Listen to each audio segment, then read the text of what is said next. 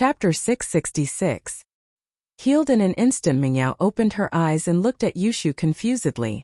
She felt as if she had just woken up from a nap, and now she was full of energy and an indescribable sense of comfort.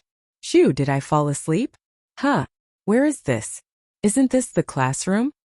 Oh, Yao sis, you're finally awake. That's great, I was worried to death. Yushu didn't answer Mingyao's question. She held Mingyao's hand and cheered happily. Oh, Shield Bro is so amazing. I've decided I'll continue to be with you. With that, Yushu suddenly hugged Lin Yi and kissed him on the cheek. Lin Yi was startled, but he didn't think much of it when he saw the excited Yushu. Yushu was always like this, crazy and crazy. Pengzhan and Faubert didn't think much of it. All of their attention was on Mengyao. Yao, you're finally awake. That's great. How do you feel? Pengzhan didn't expect Lin Yi to really wake Mengyao up. This was completely out of his expectations. What confused him was that Lin Yi didn't seem to have done anything at all. All he did was hold Mingyao's hand, and Mengyao woke up after a while. Xuemin was shocked as well. Xuemin, on the other hand, was shocked as well. What had Lin Yi done? How did he make a person on the verge of death suddenly become so energetic? This was a miracle in the history of medicine. Only Faubert was deep in thought. He could roughly guess what Lin Yi did, but he didn't dare to believe it. But other than that, there was no other explanation. In the Wuling world, there was the concept of energy transfer.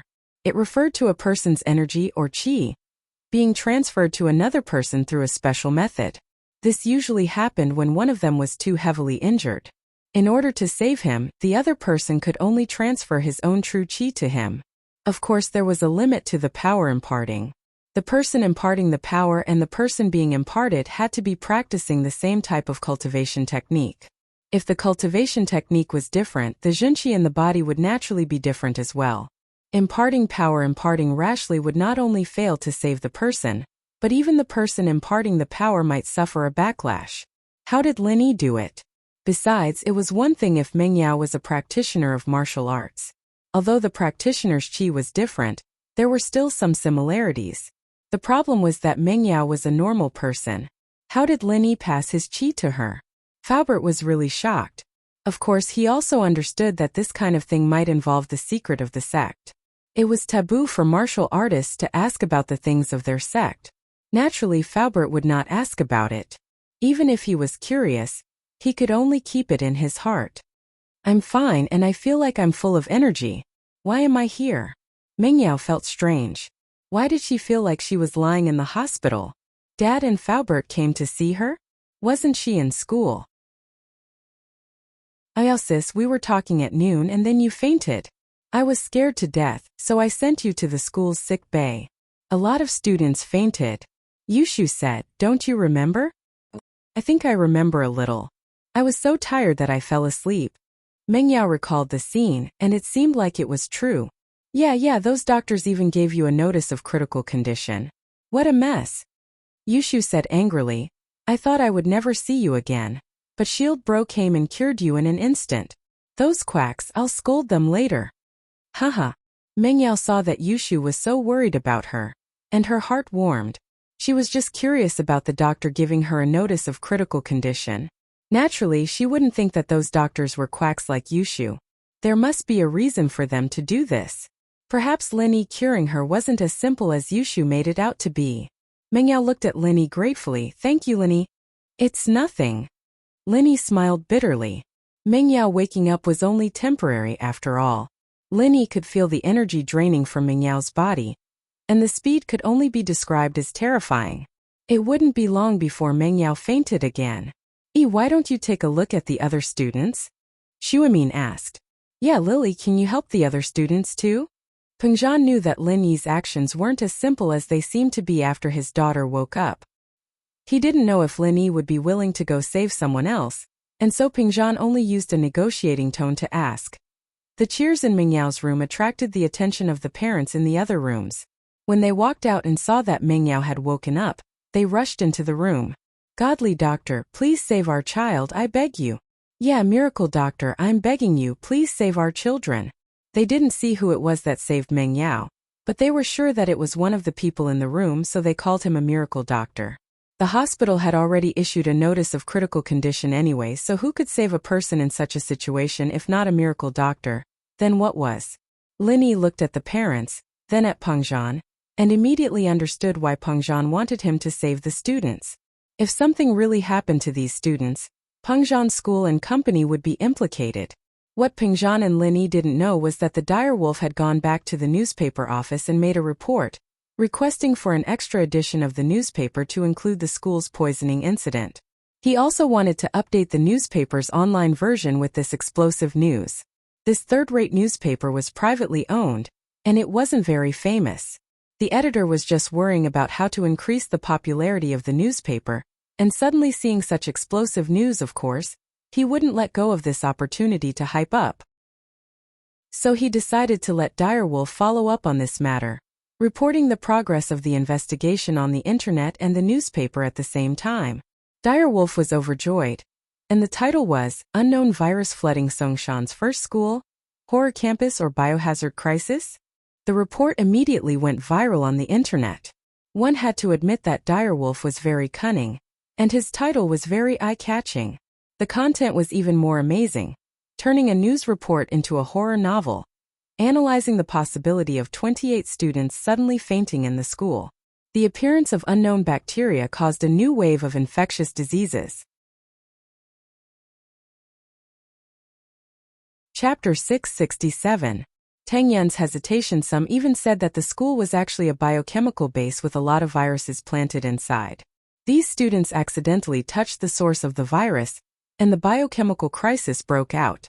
Of course, this was all written in a speculative tone. It was just Direwolf's personal hypothesis. If you want to say that he was slandering, it was very clear that this was just speculation. All the truth was waiting for the police to investigate. This way no one could find fault with it.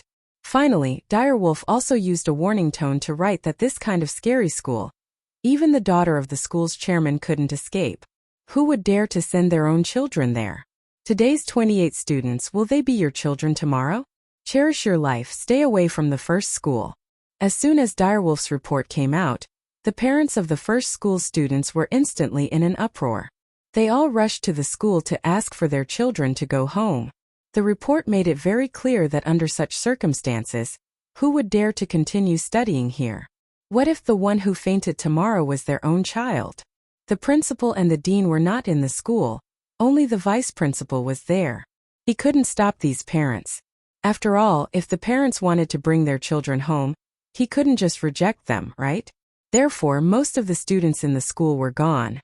The number of students left was less than a third, and they couldn't continue classes. The vice principal could only announce a temporary suspension of classes, and all students could go home. Linny wasn't there, so Kang Xiaobo went to find Lu Xinwen and Tang Yun. Lu Xinwen and Tang Yun's families didn't come to the school. Tang Yun's parents were both in the hospital, and Lu Xinwen's parents were busy discussing the demolition strategy. Did boss contact you? Kang Xiaobo asked Tang Yun. No. Tang Yun shook her head. He's busy.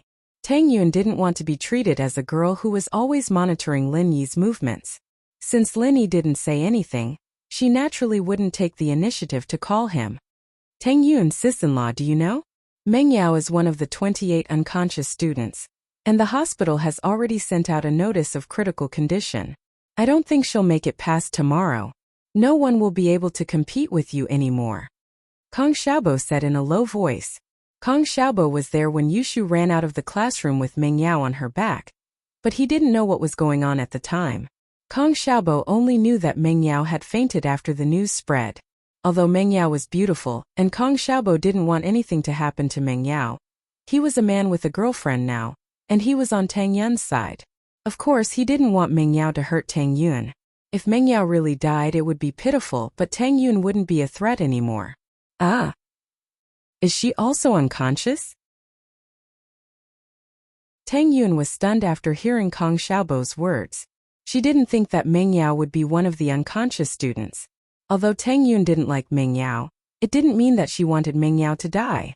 She just didn't like Meng Yao's high and mighty attitude. But if something happened to Meng Yao, Tang Yun would still sympathize with her. After all, Meng Yao was only 19, it was the prime of her life. Yeah, I saw it with my own eyes. Sigh, life is really unpredictable. Kong Xiaobo sighed. Meng Yao was still arguing with Tang Yun in the afternoon, and in the blink of an eye, she was lying in the hospital. Tang Yun was hesitant, really hesitant.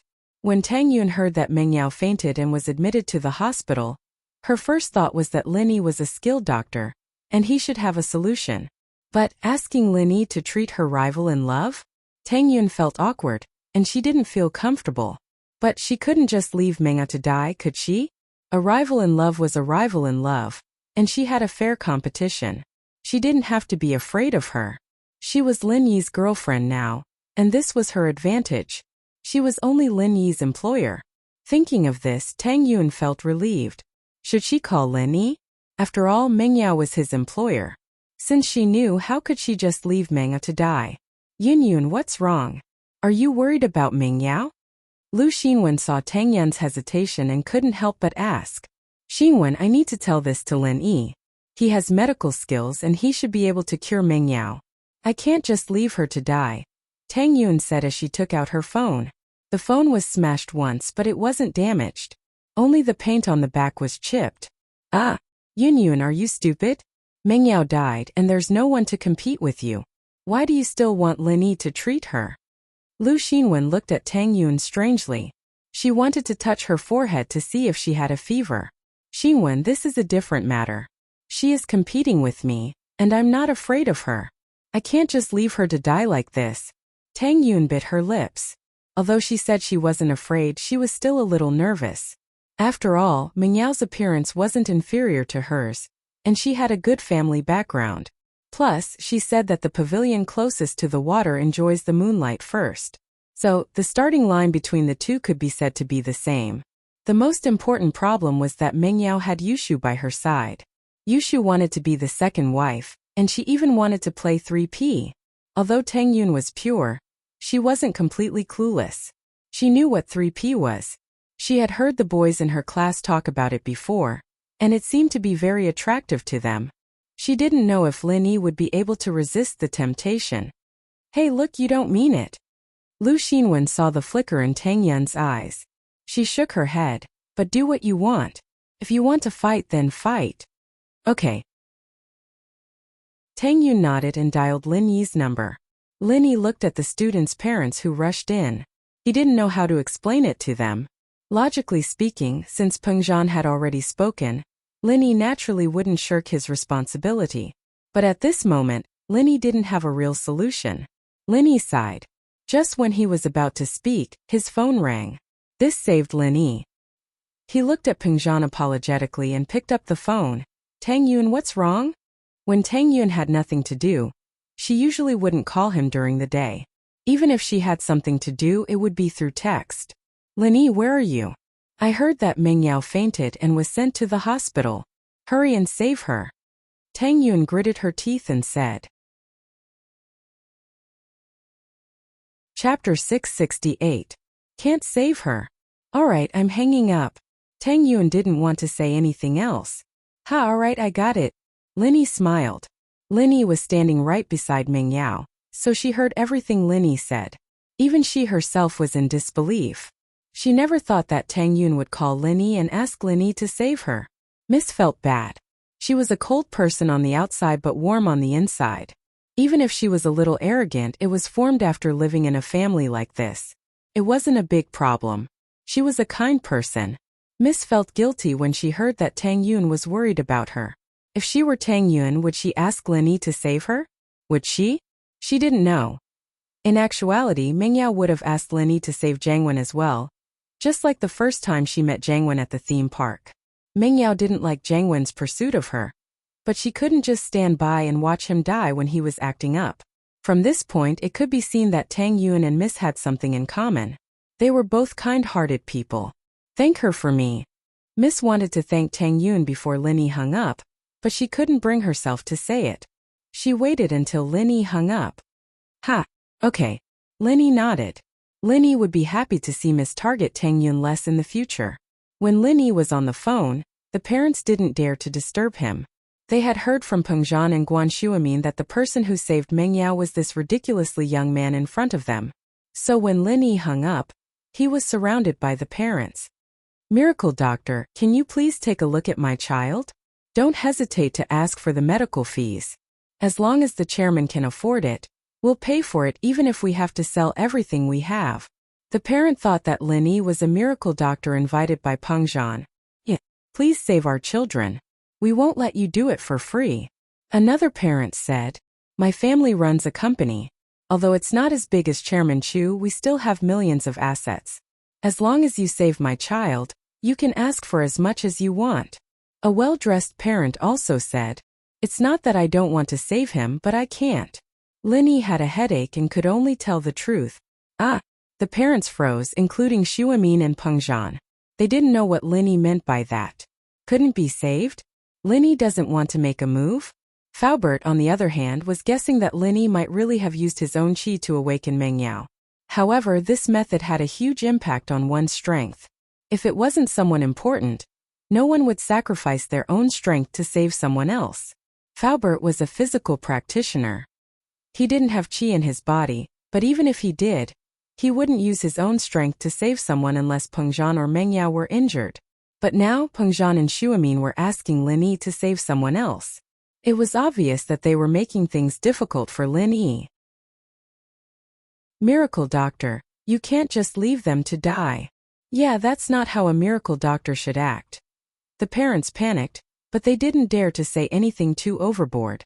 After all, Lin Yi didn't have any obligation to save them. They were complimenting Lin Yi, but at the same time they wanted Lin Yi to save them. "I've said it before, it's not that I'm leaving them to die. It's just that I can't do anything right now." Lin Yi shook his head. "Can't do anything? But you've already saved Chairman Chu's daughter." Yeah, miracle doctor, didn't you already cure Meng Yao?" The parents didn't believe Lin Yi's words. They thought that Lin Yi was just refusing to save Meng Yao. "Oh no, Yao sis fainted again." Yushu suddenly screamed, pulling Meng Yao's hand in panic. She looked at Lin Yi. Shield bro, come quick. Why did Yao sis faint again?" Yushu's scream startled Peng Zhan, Li Fu and Guan Xuemin. The parents, on the other hand, didn't know what to do as they looked at the unconscious Meng Yao, not knowing what was going on. "You guys saw it for yourself. I didn't save her. I only woke her up temporarily." Lin Yi smiled bitterly. He grabbed Meng Yao's hand and checked her pulse. It was very weak, almost the same as when he first saw her. Even if she was a little stronger, it wouldn't be by much. Meng Yao's energy had been depleted, and there wasn't much left. But the good thing was that after fainting, her energy consumption was much slower than before. Even so, she wouldn't be able to live past tomorrow. Ah! The parents finally understood what Lin Yi meant. Lin Yi didn't actually cure Meng Yao, he only woke her up. What's going on?" Xu Amin and Peng Zhan looked at Lin Yi, not quite sure what was going on. "Shield bro, what do we do now?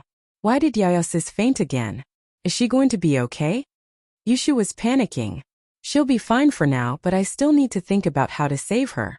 Can you guys please leave?" Lin Yi looked at the parents in the ward and said, "After I find a way to save her, your child's symptoms will naturally be cured." Lin Yi's words made the parents feel more at ease. At least Lin Yi wasn't ignoring them. Since that was the case, they naturally didn't dare to disturb Lin Yi anymore. They quickly left the ward, giving Lin Yi some space to think. Peng Zhan hesitated for a while and said, Should we leave too?" "Not for now." Lin Yi shook his head. He was very anxious. Although Lin Yi was quite knowledgeable about poisons and antidotes, he lacked experience. Because of his years of training outside, Lin Yi didn't have much time to learn about poisons and antidotes. He had a body full of theoretical knowledge, but he didn't know where to start. Right now, he didn't know what poison Meng Yao was poisoned with, and he didn't know where the source of the poison came from. He could only start from Meng Yao's body. If he was poisoned, how would the old man treat him? Lin Yi frowned and started thinking about the old man's treatment methods. When he was young, he was bitten by poisonous insects, and his life was in danger.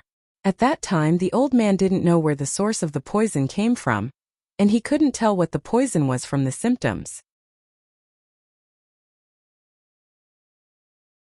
Chapter 669. Finally found a way, however. Lin Yi was a little discouraged. Acupuncture was a universal method, but the effect was different depending on the target. He was a practitioner, and his body and willpower were much stronger than a normal person. Hence, he could use acupuncture to expel the poison. The so-called acupuncture to expel poison was to use acupuncture to drive the genuine qi in the whole body, using the genuine qi to force the poison in the body to one place, and finally to expel it from the body through urine. This process was extremely painful, and it was very demanding on the physical fitness of the person being acupuncture. If the person could not withstand the genuine qi, they might die during the process of expelling the poison. Normal people couldn't use this method, because the qi in a normal person's body was very small. The difference between a practitioner and a normal person was like heaven and earth. That small amount of qi was not enough to drive the poison in the body. Of course, if it was just a normal poison or a slow poison, it wouldn't be life-threatening. Even if the poison was expelled, it wouldn't require a lot of qi. Acupuncture or massage would be enough to achieve the goal. However, Mengyao was a normal person and the poison was fatal. Linny didn't dare to use this method at all. Maybe he could keep injecting energy into Mengyao's body to prolong her life, and bring her to see Old Fart? Old Fart would definitely have a way. Linny suddenly had an idea. Injecting energy into Mengyao. His energy could be used by Mengyao. In other words, he could transfer energy into Mengyao's body, while expelling the poison with acupuncture. The qi in Mengyao's body originated from his body. As long as he continued to transfer energy into her body, she wouldn't run out of qi. Linny was overjoyed. He didn't think that he would have to rely on his own energy in the end. He had to thank Jiao Yazi and Jiao Lao for this. If it wasn't for him, Linny wouldn't have known that his qi was so useful. However, after the happiness, Linny was in a difficult situation. After all, to expel the poison with acupuncture, he had to take off all his clothes. However, Miss wasn't his girlfriend. If it was Tang Yuan, it would be fine, but would Miss agree? Besides, it was impossible for him to take off Mengyao's clothes when she was unconscious. After all, Mengyao had to cooperate when he was forcing the poison out. Grandpa Guan, could you please tell the hospital to prepare a fully enclosed ward for me? I'm going to perform acupuncture, and I need absolute silence. I can't be disturbed. Linny said to Guan Shuamin after a moment of silence.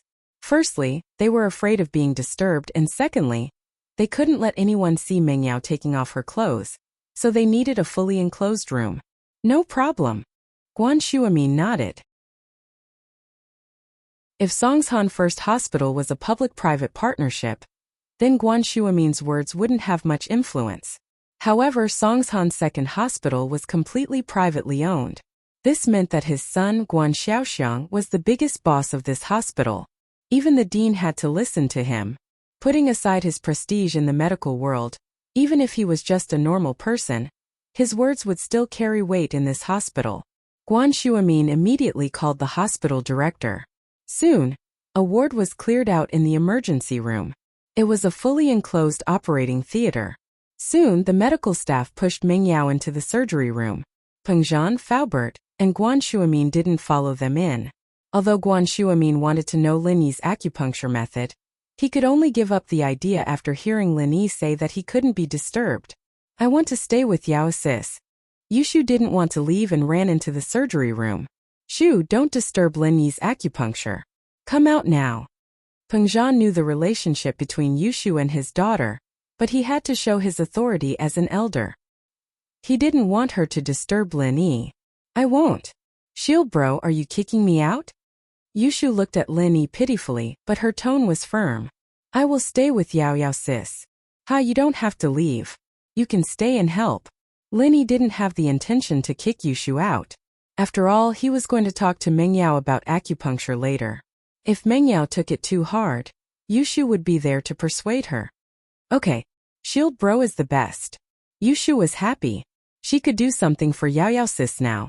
Pengzhan let out a breath of relief after hearing Lin Yi's words. He didn't have to worry about Yushu being Lin Yi's assistant. After all, Yushu would never harm Mengyao. She would do her best. Lin Yi walked into the surgery room and locked the door from the inside. The room was soundproof, and no one outside could hear what was going on inside. Shield bro, are we going to save Yao sis now? What do you need me to do? Yushu asked urgently. When I do acupuncture later, I need Yao to take off her clothes. But Yao might feel pressured. Can you help me talk to her? Linny said to Yushu. Oh, okay. Yushu nodded. But Shield Bro, are you trying to use this opportunity to see Yao Yao Sis' body? Ha! Linny smiled. I want to see. What's the point of discussing with her? I'll let you take off her clothes now. Oh, that's true. Yushu thought about it. She was right. Then what's the point of discussing? I'll take off Yao Sis' clothes now. I don't care if she agrees or not. Let's ask her for her opinion. Linny waved his hand to stop Yushu from continuing. He held Meng Yao's wrist and channeled the art of dragon mastery. The energy in Linny's body surged into Meng Yao's body quickly. Not long after, Meng Yao's eyelashes moved. She woke up again. This time she realized that something was wrong. I fainted again? Meng Yao opened her eyes. She was in an unfamiliar room. It wasn't the isolation room. Luckily, the people in front of her were familiar people, Linny and Shu. The energy in your body is being destroyed by the poison too fast. I can only transfer my energy to you to wake you up. But this is only temporary. If I stop, you'll faint again, Linny said. Ah! Meng Yao was shocked. So that was it. She thought she had recovered. What happened to me? You're poisoned, Linny said. Chapter 670. Is Yao Yao Sis pretty? Yes, I'll use acupuncture to force the poison out of your body, but I'll need your cooperation. Linny said. How do I cooperate? Meng Yao asked. Take off your clothes, otherwise I won't be able to do the acupuncture. Linny said. Ah, no way. Meng Yao was stunned and rejected subconsciously. Take off her clothes? She blushed. How could Meng Yao agree to take off her clothes in front of Linny? At the very least, she wouldn't be able to get over it. This was related to her chastity. How could she let a man look at her body so casually? You can treat me as a doctor. Linny guessed that with Mrs. Personality, she wouldn't just take off her clothes in front of him. She was in pain even after drinking his drink. She was different from Yushu. Miss placed a lot of importance on this aspect. This was also why Linny had to ask for Meng Yao's permission. He didn't want Miss to have a knot in her heart after this. Meng Yao frowned. Linny was right. He was a doctor now, but how could she treat him as a doctor? This was a complete lie to herself. If Meng Yao let him see her naked body, how would she face him in the future? How would they live under the same roof? How awkward would that be? Besides, would she still want to get married in the future? Linny was right. Meng Yao was a girl who placed a lot of importance on her body. She wanted to give her future husband a pure body.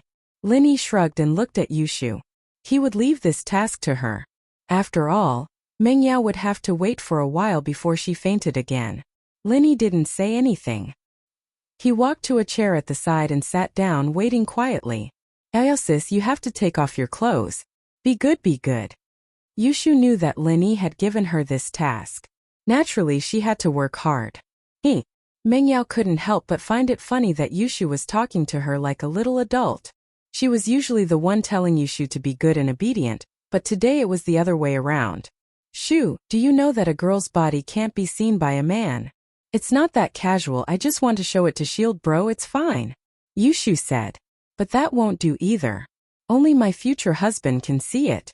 Meng Yao said. A girl's chastity is very important. We'd rather die than let people see it. I see. Yushu rolled her eyes, but her expression was one of regret. Yeah, that's why I said let Linny heal me with his clothes on. I won't blame him if he can't heal me. Meng Yao said with a smile as she patted Yushu's hair. Then I'll help you undress. Yushu said as she moved to help Meng Yao.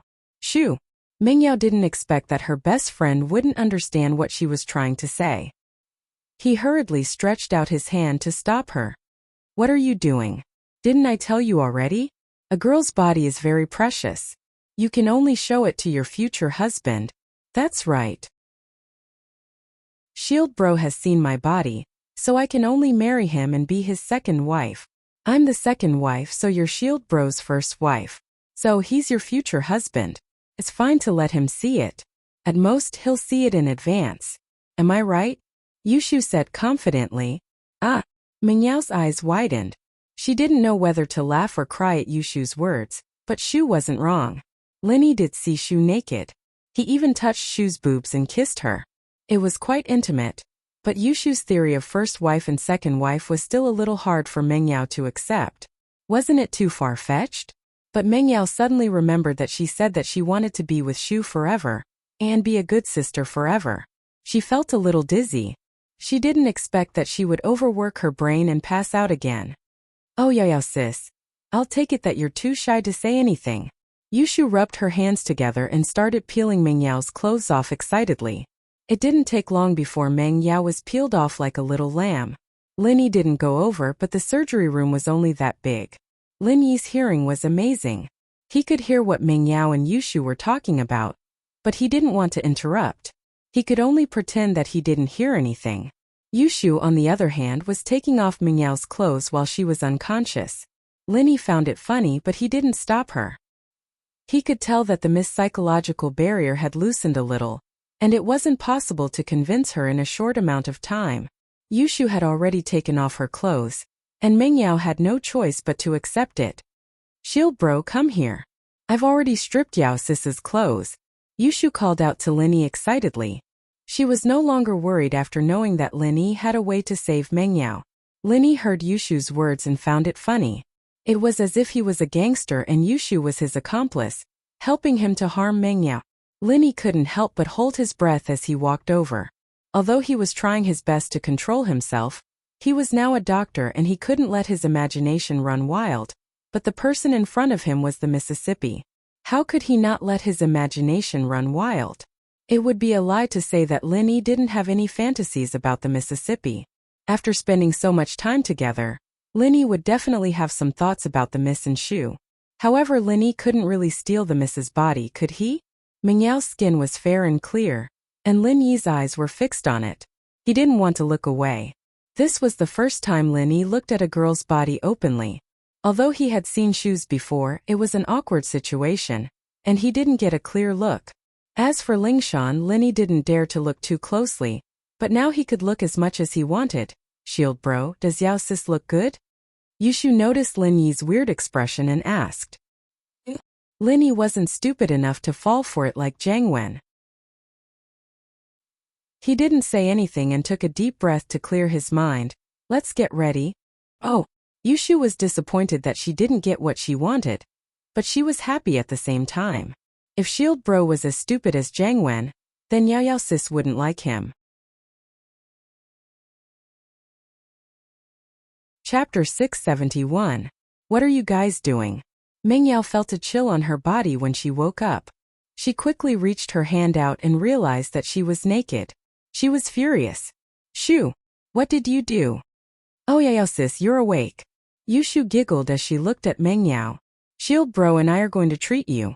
Don't move, we're going to start. You. Meng Yao was embarrassed and angry at the same time, but there was nothing she could do. She was already naked, and Lin Yi had probably seen everything. Meng Yao was a little depressed. Although the reason Yushu gave was barely enough to deceive herself, shouldn't she at least give herself some time to think and accept it? Taking off her clothes just like that wasn't very nice. Yao, you might feel pain and fatigue when I perform acupuncture later, but you have to hold it in and don't move. Lin Yi didn't let the two continue arguing. He started talking about the things to pay attention to during acupuncture. Oh, okay. Meng Yao had no choice but to accept reality. She felt a little better when she saw that Lin Yi wasn't looking at her like a pervert. Instead, he was talking to her like a real doctor. You'll feel the urge to pee later. I'm forcing all the toxins in your body into your excretory system. Lin Yi continued. But you have to hold it in. Don't pee directly. Only tell me when you can't take it anymore. Oh. Meng Yao's face reddened instantly. How could she not be shy when talking about sex with Lin Yi? But she knew that Lin Yi was treating her, so she only nodded to show that she understood. Shu, when Yao can't hold it anymore, use the disposable cup over there to collect the urine. Lin Yi pointed at the surgical equipment. Oh, can't I just pee on the floor? It's nothing, right? Yushu looked at the disposable cup. She felt that this was a difficult task. Could she complete it? I need to make an antidote based on the poison in Yao's urine. There are still 27 unconscious students. I can't just leave them like that. Lin Yi said. Whether it's for Grandpa Guan's request or for Uncle Chu's company's reputation, I have to cure those 27 students. Oh, I know. Yushu nodded. Yao Yao sis, you have to tell me when you need to pee later. I'll go get the cups. Mingyao was very shy. She wanted to crawl into a hole and hide herself, especially when she heard that Linny was going to study her urine. But she was touched when Linny said that it was for her father's company's reputation. Not only did he have to save himself, but he also had to save the remaining 27 students for the sake of his father's company's reputation. Linny was just a shield that she hired. There was no need for him to do so much. He was only getting 30,000 yuan a month, but he was doing so many things that were beyond his salary. Whether it was her or Shu, Linny would be the first one to appear if something happened. He seemed to be able to do anything. He was like an omnipotent babysitter. As long as Linny appeared, she and Shu would be at ease. This was no longer the responsibility of a follower. Mingyao didn't know how to thank Linny. At this moment, she would rather not have this employer-employee relationship with Linny. Instead, they would be friends. However, if they were just friends, would Linny care about her? Did he really treat her as his friend? Linny naturally didn't know that the miss was worrying. He took out the silver needles and sterilized them with alcohol. He then said to Mengyao, "Get ready." Okay. Mengyao responded. At this time, Yushu also took out a disposable cup and waited at the side. Linny walked around Mengyao, trying to find a more comfortable position for him to apply the needles. However, no matter which side he stood on, it didn't feel right. This was because when Linny used one hand to apply the needles, the other hand had to hold Mengyao's hand and transfer the energy from his body to her. So, no matter if Linny stood on the left or right side of Mengyao, it would be a hindrance. "Can you split your legs and let me stand between your legs?" Linny hesitated and suggested to Mengyao. This was the only way it would be more convenient for Linny to hold Mengyao's hand while he applied the needles. However, this position was too ambiguous. Mengyao didn't wear clothes and split her legs, letting Linny stand between her legs. It was like a man on top of a woman in a sport. Mengyao was startled. She was about to agree when she thought of this ambiguous position. Her face turned red instantly. She didn't know if Linny did it on purpose. Why would he suggest such an embarrassing suggestion? However, Mengyao didn't believe that Linny was a shameless person. If Linny really wanted to do something to her, he had plenty of opportunities to peek at her in the villa. However, he didn't do that. This was also why Mengyao didn't have to worry about Linny. Besides, if Linny really had such dirty thoughts, Mengyao would be happy even if she was angry and embarrassed. She felt that Linny finally understood that there was a girl better than Tang Yin in the house. "Yeah," Mengyao replied weakly. She knew that there had to be a reason for the suggestion, so she didn't ask any more questions. She closed her eyes, her body trembling as she spread her legs apart. "Okay, let's get ready." Linny tried his best not to look sideways. He didn't want to see things that he shouldn't see. He walked over and stood between Mengyao's legs. "Oh." Yushu looked at Linny and Mengyao curiously. Why were they in such a weird position? It seemed like they were doing something. Yushu suddenly realized something. She couldn't help but exclaim, "Shield bro, Yao Yao, are you guys going to have sex?" "Huh?" Mengyao's face darkened at Yushu's shout, and her body tensed up involuntarily. She pulled her legs in, clamping onto Linny's thighs, but quickly pulled them apart upon contact. She'd done something so shameful. How was she supposed to live in the future?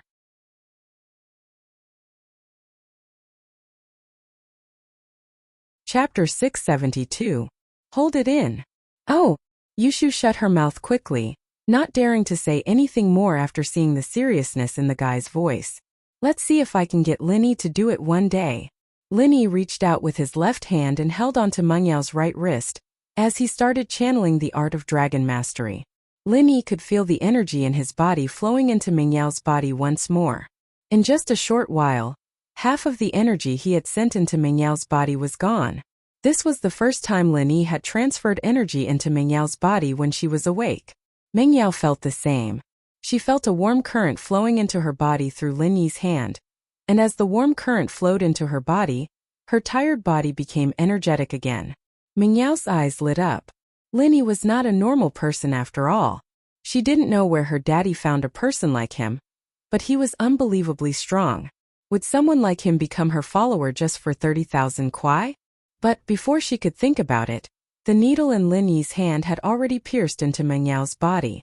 The long needle went in with a flash, and Meng Yao's heart skipped a beat as she watched, but she didn't feel any pain. Meng Yao calmed down a little, relieved from her fear.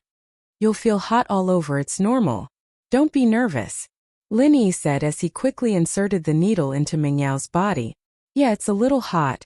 Meng Yao saw the serious expression on Lin Yi's face and couldn't help but let go of her shyness. She tried her best to cooperate with Lin Yi. After all, Lin Yi was busy for her. Yushu, on the other hand, opened her eyes wide and stared at Meng Yao. "Oh, Yao Yao, your skin's turning red like a lobster? Shu, stop messing around." Meng Yao glared at Yushu. "Don't distract Lin Yi." Meng Yao was infuriated. Lin Yi's eyes subconsciously moved to her body after Yushu said that, making Meng Yao very embarrassed. "Oh, sorry." Yushu blinked, embarrassed. "Shield bro, you don't have to look at Yao Yao's body anymore. Okay? You'll have plenty of chances to look at it later. Right now the first task is to cure Yao Yao sis, or else when Yao Yao sis dies you won't be able to see it." Yushu. Meng Yao really wanted to kick Yushu into space if she wasn't lying on the bed. Let her go provoke the aliens. Oh, I don't know anything and I didn't say anything." Yushu quickly shut up. Lin Yi couldn't help but laugh. This pair of sisters was really interesting, but he had to admit that Yushu and Yao Yao's relationship was really good. When Yao Yao was unconscious, Yushu was the most nervous one. But now that Meng Yao could be saved, she started to laugh and joke around. "Yao Yao, I want to feel the temperature under your armpit." This was Lin Yi's first time forcing poison out of someone, and it was a normal person at that. One could imagine how difficult it was. So every step Lin Yi was extremely careful, not daring to make a single mistake. Otherwise, the consequences would be unimaginable. Meng Yao pursed her lips. Although she was shy, she still nodded. Lin Yi stretched out his right hand and touched Meng Yao's armpit, but the moment his hand touched Meng Yao's body, Meng Yao shivered subconsciously and moved her arm, squeezing Lin Yi's hand to the side of her chest. Lin Yi felt a burst of softness. It was very comfortable. Meng Yao's chest wasn't very big, it could even be said to be a little small, but a girl who was still in puberty couldn't use this as a standard. Maybe it would grow bigger in the future, but he had to admit that it felt good. Although Lin Yi was a little reluctant to move his hand away, he still resisted the urge to touch further. Once again, he reached his hand to Meng Yao's armpit, feeling the temperature of Meng Yao's body. "And it should be about time we can proceed to the next step." Yushu's mouth moved. She wanted to say something, but after seeing Yao Yao's murderous gaze, she shut her mouth. "Okay, we can proceed to the next step." Lin Yi put away the silver needles on Meng Yao's body, and then quickly inserted the silver needles on a few acupoints. "You will feel a very strong pain later. This is the pure qi in your body forcing the poison together, forcing it into your excretion system. You have to endure it. If it is too painful, you can shout out." Meng Yao nodded and said firmly, "I can endure it." After a while, Meng Yao's face contorted into a painful grin. She felt as if there were ants crawling into her body.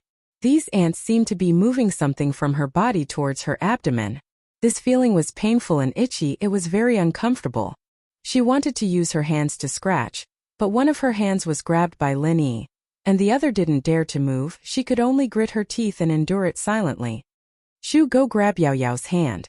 Lin Yi could see Meng Yao's pain, how painful this pain was. Lin Yi couldn't remember, because the last time Lin Yi was poisoned was more than 10 years ago. But to Lin Yi, this pain to Lin Yi was nothing compared to the old man's torture. "Oh, okay." Yushu quickly grabbed Meng Yao's left hand, said, "Yao Yao, if you feel uncomfortable, you can squeeze my hand. I'm not afraid of pain." "Ha!" Meng Yao looked at Shu and forced a smile. "I'm fine, it's not painful, I can endure it." However, anyone who saw Meng Yao's expression could tell that she was reluctant, because her expression betrayed her. "She's fine," Lin Yi said faintly. "I could endure this pain even when I was 9, not to mention she's already 19. Meng Yao was a little annoyed. "I'm a girl, okay?" But thinking that although Lin Yi was a boy, he could endure it even when he was 9, he was still a kid at that time. He was even worse than a kid. So Meng Yao clenched her teeth. "No, I have to endure it. How can I lose to a kid?" Actually, Lin Yi said it on purpose to motivate Meng Yao. Otherwise, Meng Yao wouldn't be able to endure it. I need to pee. Meng Yao finally had the urge to pee and said quickly.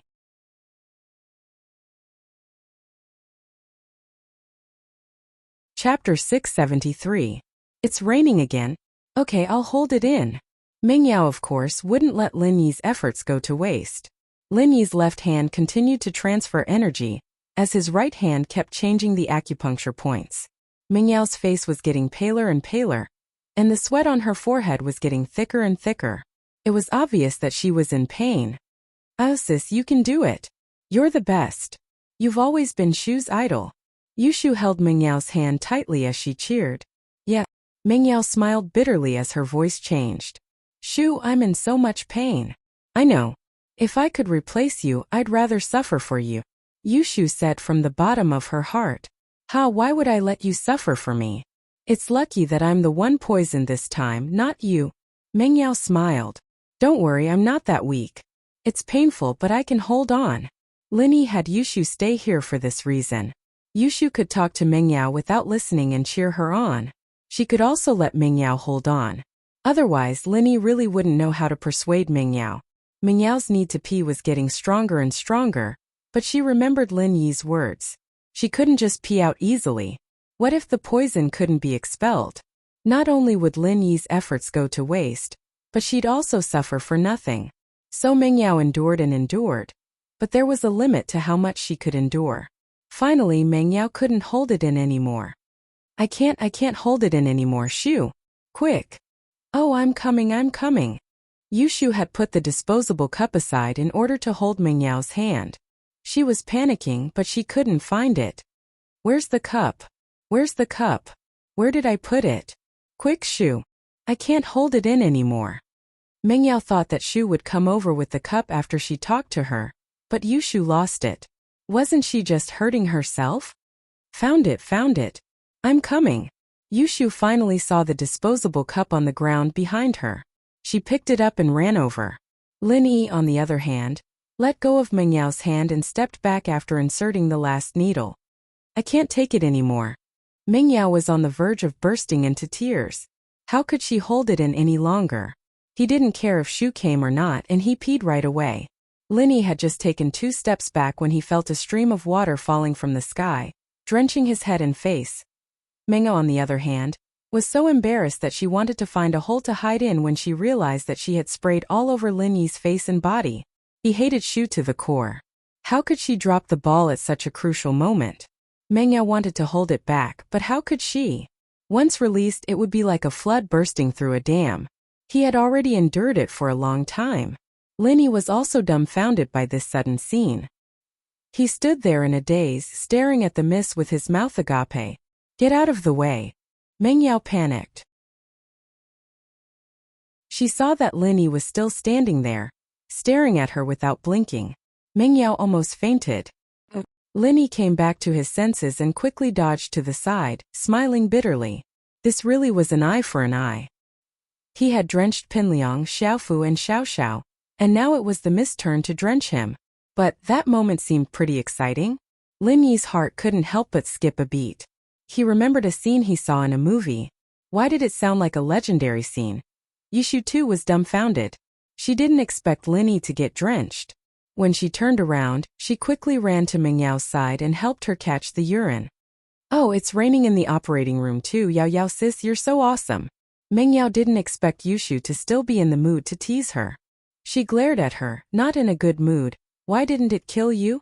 Oh, I don't mind, it's fine. Yushu said nonchalantly, look Yao Yao, it's all over me too. Shu, you don't have to answer it. Lin Yi said to Yushu, shaking off the unhealthy thoughts in his head. Oh, you don't have to? Yushu blinked. Yeah. Lin Yi smiled bitterly. I was going to catch some urine to check if there's any poison in it, but it's much easier now. I'll just put it in my mouth. I already know what the poison is. Lin Yi didn't think that he had any perverted tendencies or hobbies, but he didn't feel any disgust when he said it. Was it because she was the miss?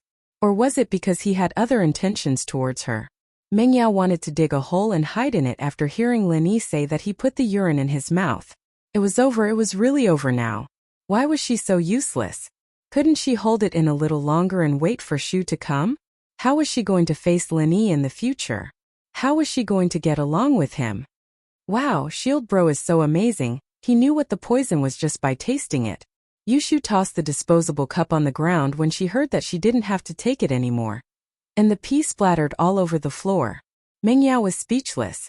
Couldn't Shu be cleaner? How could she just throw it on the ground? But when she remembered that she had wet the entire operating room, she understood Shu's actions. Since it was the same no matter where she put it, she might as well throw it on the ground.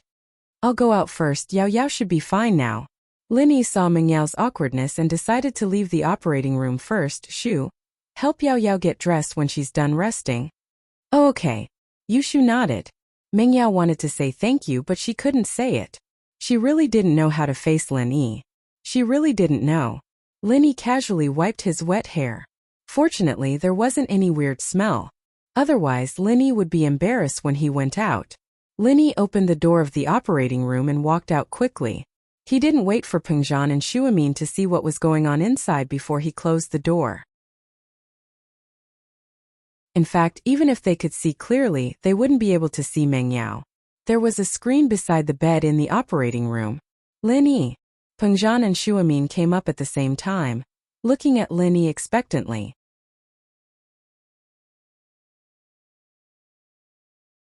Chapter 674. Poison prescription. This is great, this is great. Pengzhan was overjoyed after hearing Lin Yi's words. He wanted to rush into the surgery room immediately, but Lin Yi stopped him. Although Pengzhan and Mengyao were father and daughter, Mengyao was already a grown-up. It wouldn't be appropriate for Pengzhan to see her naked. The most important thing is, Chu Pengzhan will definitely know that he also saw Yao Yao who was not wearing any clothes. Uncle Chu, please don't go in yet. Mengyao is still a little weak. Why don't you wait for her outside the surgery room? Lin Yi said. I'm sorry, I was too rash. Pengzhan quickly nodded and stopped in his tracks. Miracle doctor, have you cured Mengyao? Can you take a look at my child now? Yes, godly doctor, I beg you, can you save him now? The parents were overjoyed when they heard Lin Yi say that Mengyao was fine. They didn't dare to interrupt because they didn't want to piss Lin Yi off when he was talking to Pengzhan. Now that Lin Yi was done talking, they started asking questions. Lin Yi looked at the parents. He could understand their feelings, but Lin Yi really didn't have the time to cure them one by one. First of all, he was tired, and there were female students among them. Lin Yi wasn't familiar with them, and he couldn't just ask them to take off their clothes one by one, could he?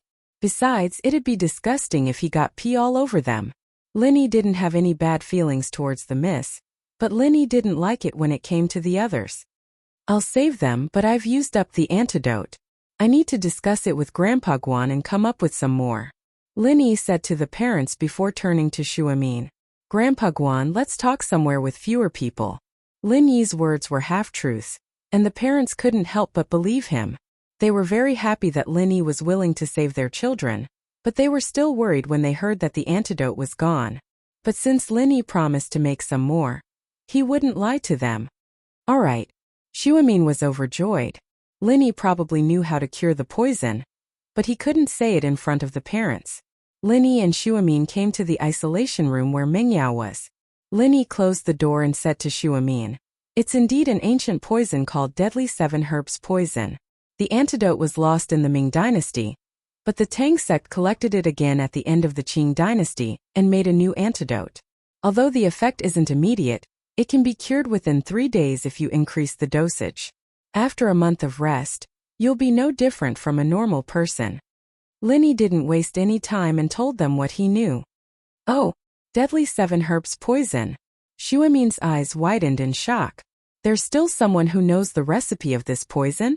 From Shuamin's point of view, this Deadly 7 Herbs Poison was a legendary existence.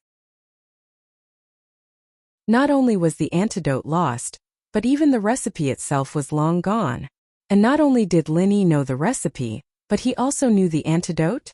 Ha, normal people don't know about it, but some ancient medical families should know about it, Lin Yi said faintly. As for the antidote, I'm afraid they don't know about it either. Shuamin couldn't help but be moved. We're going to make the antidote now? Yes, I'll write down the recipe and the antidote for you later, Lin Yi said. Give the poison recipe to the police directly, but don't tell anyone about the antidote. Go get the medicine yourself and go to Fatty Lie's medicine factory to purify it. Try to make the antidote by tomorrow morning. Those students can at least last until tomorrow night, but I can't say for sure if they can last any longer than that. Xu Amin didn't expect Lin Yi to write down the poison recipe and the antidote for him directly. This made him feel flattered. How much trust did this require? The recipe for this ancient poison, deadly 7 herbs poison, was already hard to come by, but Lin Yi actually had the antidote for it. This was a priceless treasure for a medical student. Okay, I'll do it properly. Xu Amin nodded solemnly. This is a good chance to hype up the company, talk to Fatty Lie, and see if he has any good ideas. Lin Yi thought of using the antidote to hype up the company, but how exactly to do it wasn't Lin Yi's expertise. He needed Fatty Lie to do it. Haha, this Fatty Lie is good at it, I'll talk to him. Miracle Dr. Guan nodded. Lin Yi didn't say anything else. He wrote down the recipe and gave it to Xu Amin before leaving the isolation room. Meng Yao and Yushu had already left the surgery room and were talking to Peng Zhan. Meng Yao seemed to be in good spirits. When the miss saw Lin Yi, she coldly shifted her gaze to the side and didn't bother with him. Meng Yao felt guilty. She actually wanted to say thank you to Lin Yi, but she couldn't bring herself to say it. It was fine that Lin Yi saw and touched her, but she even peed on Lin Yi's face and body.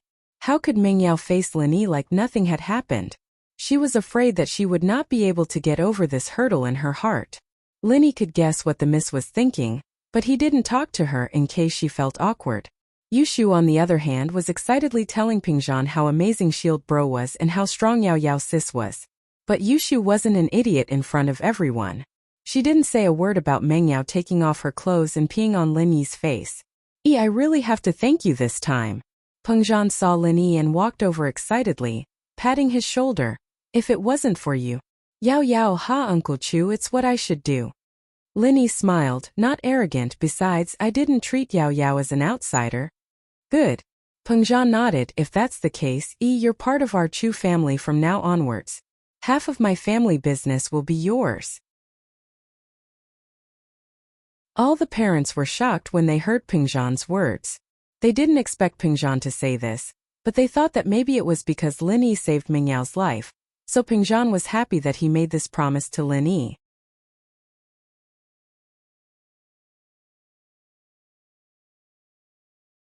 Chapter 675. The Tragedy. And Jiangwen Chapter 675. The Tragedy. Lin Yi didn't think much of it. He shrugged his shoulders. He had Guangbu's shares in his hands. He was already the second biggest shareholder of Peng Zhan Industries. Peng Zhan seemed to have thought of this as well. He felt a little embarrassed. He had neglected the fact that Lin Yi was also a shareholder. But thinking about it, Lin Yi really didn't lack his family's assets. However, seeing that Lin Yi didn't have any special expression, Peng Zhan calmed down. Lin Yi didn't want to deal with these parents here. He just wanted to make sure that Meng Yao was fine. Then he said to Peng Zhan, Uncle Chu, I'll go out for a while. I'll come back after Grandpa Guan comes back. Okay, go do what you need to do. Peng Zhan nodded. Lin Yi planned to visit Tang Yun. After what happened today, Lin Yi felt that he had wronged Tang Yun. His relationship with the miss would become more and more complicated in the future. Meng Yao, on the other hand, looked at Lin Yi's back. She wanted to say something, but she didn't. Her face was still cold. At the entrance of Songshan's First People's Hospital, Jiang Wen, who had one of his kidneys removed, was sent to the emergency room. The hospital carried out emergency treatment on Jiang Wen and quickly called the police. The police had already informed the hospital that if they encountered any other victims who had their kidneys removed, they must first rescue them and then contact the police immediately. Ling Shan didn't expect that on the day the kidney trafficking organization was eliminated, there would still be another case of kidney removal. This meant that they were still committing crimes today. Ling Shan quickly sent Lu Wangli and the others to the hospital. On one hand, they were protecting the victims. On the other hand, they were preparing to collect evidence of the kidney trafficking organization. The victims were the most important witnesses. The interrogation at the police station wasn't difficult at all. As the leader of the organization, the tattooed man didn't put up much resistance. Very quickly he confessed his crimes. The entire kidney trafficking organization was led by him, and Dr. Wang was forced by him to embark on the path of crime. This was also the promise he made to Dr. Wang. As for how to sell the kidney, the tattooed man had also provided the contact information of several black intermediaries in the city. Before he was caught, he had already called those black intermediaries to inform them. Now that they had all run away, it was impossible to catch them again. Translator, Endless Fantasy Translation Editor, Endless Fantasy Translation Translator, Endless Fantasy Translation Editor, Endless Fantasy Translation. The tattooed man had also provided the contact information of several black intermediaries. Ling Shan couldn't do anything about the tattooed guy's cleverness and willingness to take responsibility for what he had done. She followed the tattooed guy's lead and found the black middlemen, but they were long gone. According to the tattooed man, they used fake names when they traded, and they had never really met each other. So the police couldn't find any useful clues at all. Although Ling Shan was angry, there was nothing she could do. Fortunately, the kidney trafficking organization's case was closed. As for those black intermediaries, they weren't in the city, so the police would deal with them. Ling Shan didn't want to cause trouble for herself. When Jiang Wen woke up, he realized that he was lying in a strange place. This place seemed to be a hospital ward. Immediately, he felt extreme pain on the left side of his waist. He wanted to reach out and touch it, but he didn't have any strength at all. The anesthesia had just worn off, but his strength hadn't recovered yet. Where am I? Is anyone there? Jiang Wen panicked and started yelling. The anesthesia had just worn off, and Jiang Wen's mind was still a little fuzzy. He couldn't remember what happened just now. Sir, you're awake? One of Lu Wangli's men called Zhang Juli walked over and said to Jiang Wen, I'm Zhang Juli from the city's first criminal investigation team. Jiang Wen was startled. How did he get the police to come here? Sir, I have to tell you a very unfortunate news. Your left kidney was cut off by a criminal organization. Zhang Juli looked at Jiang Wen sympathetically and said, Wah! Jiang Wen's eyes widened. What? His own kidney was cut off? How was that possible? The kidney trafficking organization was his. Who would dare to cut off his own kidney? Wait, Lin Yi. Jiang Wen suddenly thought of Lin Yi. He recalled the scene at that time. In the preparation room, Lin Yi suddenly woke up and knocked him out. Could it be that Dr. Wang didn't recognize him? Did he think that he was Lin Yi and cut off his kidney? Jiang Wen wanted to cry. What the hell was going on? His kidney was cut off. This was really a case of being smart for a lifetime but dumb for a moment. The head of the kidney trafficking organization had his kidney cut off. Wouldn't people laugh their teeth off if this news got out? Jiang Wen wanted to call the tattooed guy immediately to ask about the situation, but he couldn't do so since the police were here. Although he was anxious, he could only be patient and said, Sir, what are you? I was sent by the captain to protect your safety. Zhang Juli said, but don't worry, the kidney trafficking organization has been destroyed by the police. You are safe now. What? Destroyed? Jiang Wen suddenly felt dizzy. The kidney trafficking organization was destroyed? How was that possible? How could it be destroyed? Sir, you don't have to be afraid. Zhang Juli thought that Jiang Wen was scared, so he quickly said, from the looks of it, the main members of the organization have been arrested. However, in order to prevent the remaining members of the kidney trafficking organization from doing anything harmful to you, we will be at the hospital 24 hours to protect your safety. Jiang Wen rolled his eyes and fainted on the spot. His kidney was cut off and the kidney trafficking organization was destroyed. How could Jiang Wen not faint? Sir, what's wrong? Zhang Juli was shocked. He thought that Jiang Wen's body was weak.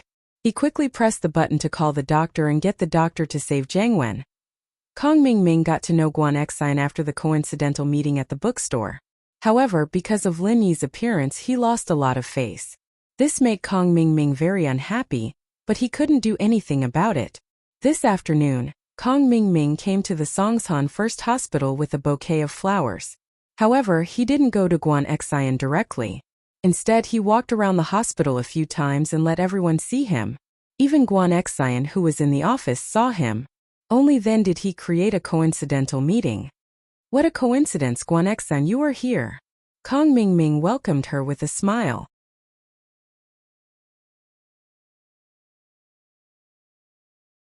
Chapter 676. Bad start, huh? Yeah. Kong Ming saw Guan Xian's expression and knew that she misunderstood that he was going around the hospital to create a chance encounter. He quickly explained, I'm here to visit a friend today. He's in the hospital but I couldn't find him. I called him just now and found out that he was discharged already. I was wondering why I couldn't find him. Oh, I see. Then go visit your friend, I have to work. Guan Xian clearly didn't want to talk to Kong Ming anymore. Yeah, I'm going now.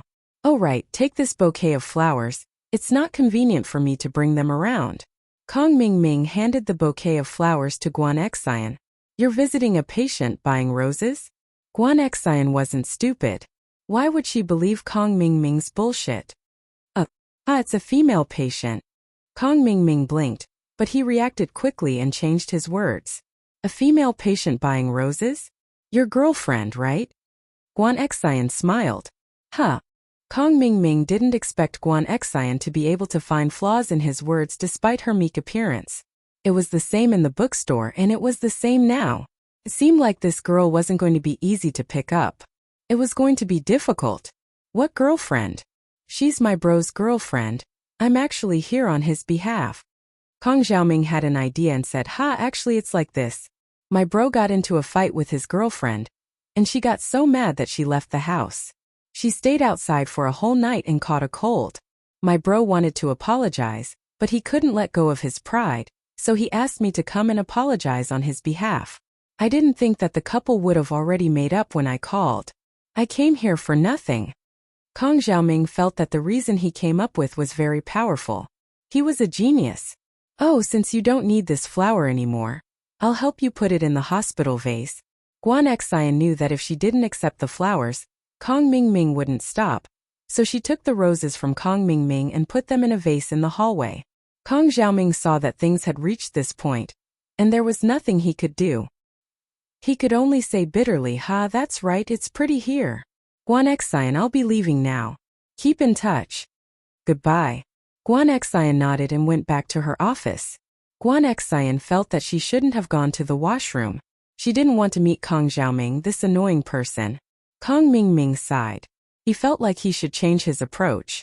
Guan Xian was different from the other girls. Based on Kong Xiaoming's previous experience, girls who had never had a boyfriend before were very innocent and easy to get. But with Guan Xian he ran into a wall. After Kong Ming left, a nurse who was close to Guan Xian, Li Xiaomei, looked at the roses in the hallway and curled her lips. He's so rich. 99 roses, that's at least 300 kuai, and he just threw it away like that. It's his money, what does it have to do with us? Guan Xian smiled. Why, do you like it? Introduce me to you? Forget it, even though I dream of finding a rich man, he's obviously not my type. He's a playboy, and he probably ditches women after he's done with them. How can I give myself to him? Li Xiaomei obviously didn't care about Kong Ming. Li Xiaomei knew her place. Even though she was pretty, there was still a huge gap between her and Guan Xian. She also knew that she wouldn't catch the eye of a rich man like Guan Xian. Instead of being played for free, she'd rather find a rich man who could support her for the rest of her life. Guan Xian didn't agree or disagree with Li Xiaomei's dream. Everyone had their own life, and Li Xiaomei's family wasn't well off. It was normal for her to want to find a rich man to support her for the rest of her life. If he wanted to find someone he truly loved, that was also his freedom. So, if even you can tell he's not a good person, then why should I still take his flowers? Guan Xian shook her head. All right, let's get back to work. You'll get scolded when the head nurse gets here. You're the daughter of a rich family, who would dare scold you? Do you want to stay here or not? Li Xiaomei and Guan Xian were classmates when they were in school, so she knew a little about Guan Xian's family background. She knew that Guan Xian's father was a major shareholder of the hospital, and her grandfather was the famous miracle Dr. Guan. Haha, no one knows who I am, and even if they do, it's not like I'm special. Guan Xian said as she started to work. If you don't want your bonus, then go back to daydreaming. All right, I'm coming. Li Xiaomei quickly followed Guan Xian. Before I find a rich man, I still care about the bonus. Kong Ming gloomily walked out of the hospital and got into a Porsche Cayenne. His two lackeys, Zhu Xiaozhang and Wang Shebing, were in the car. Master Ming, how is it? Did you give the flowers away? Zhu Xiaozhang asked. Xiaozhang, aren't you asking a question you already know the answer to? Didn't you see that Master Ming came back empty-handed? He must have given them away. Wang Shebing said, fuck, don't talk about it. Another fucking bad start. Kong Ming waved his hand in annoyance and sat in the front passenger seat. What's wrong, Master Ming? Your flowers. Zhu Xiaozhang saw Kong Ming was cursing, and he couldn't help but be stunned. I did give the flowers away to the hospital. Kong Ming was very annoyed. This girl isn't easy to hook. She's a fucking smart person. She looks gentle and soft, but she's actually very smart. Damn, she sent me back. And the flowers were directly placed in the vase in the corridor of the hospital. Ah! Zhu Xiaozhang and Wang Shebing heard this and couldn't help but look at each other. Originally, they thought that if Kong Ming made a move, wouldn't it be a piece of cake? They didn't expect to have 2 consecutive bad starts. Next time, looks like we have to use a different method to get close to her. The current coincidental encounter is too low level, we can't fool her. Kong Ming waved his hand and said, let's think about it and see if there are any good ideas. Let's all brainstorm and come up with an idea. Didn't we use money to pick up girls in the past? Zhu Xiaozhang thought hard, but he couldn't come up with a good plan. He was usually very arrogant and straightforward, so there were a lot of gold diggers who fooled around with him.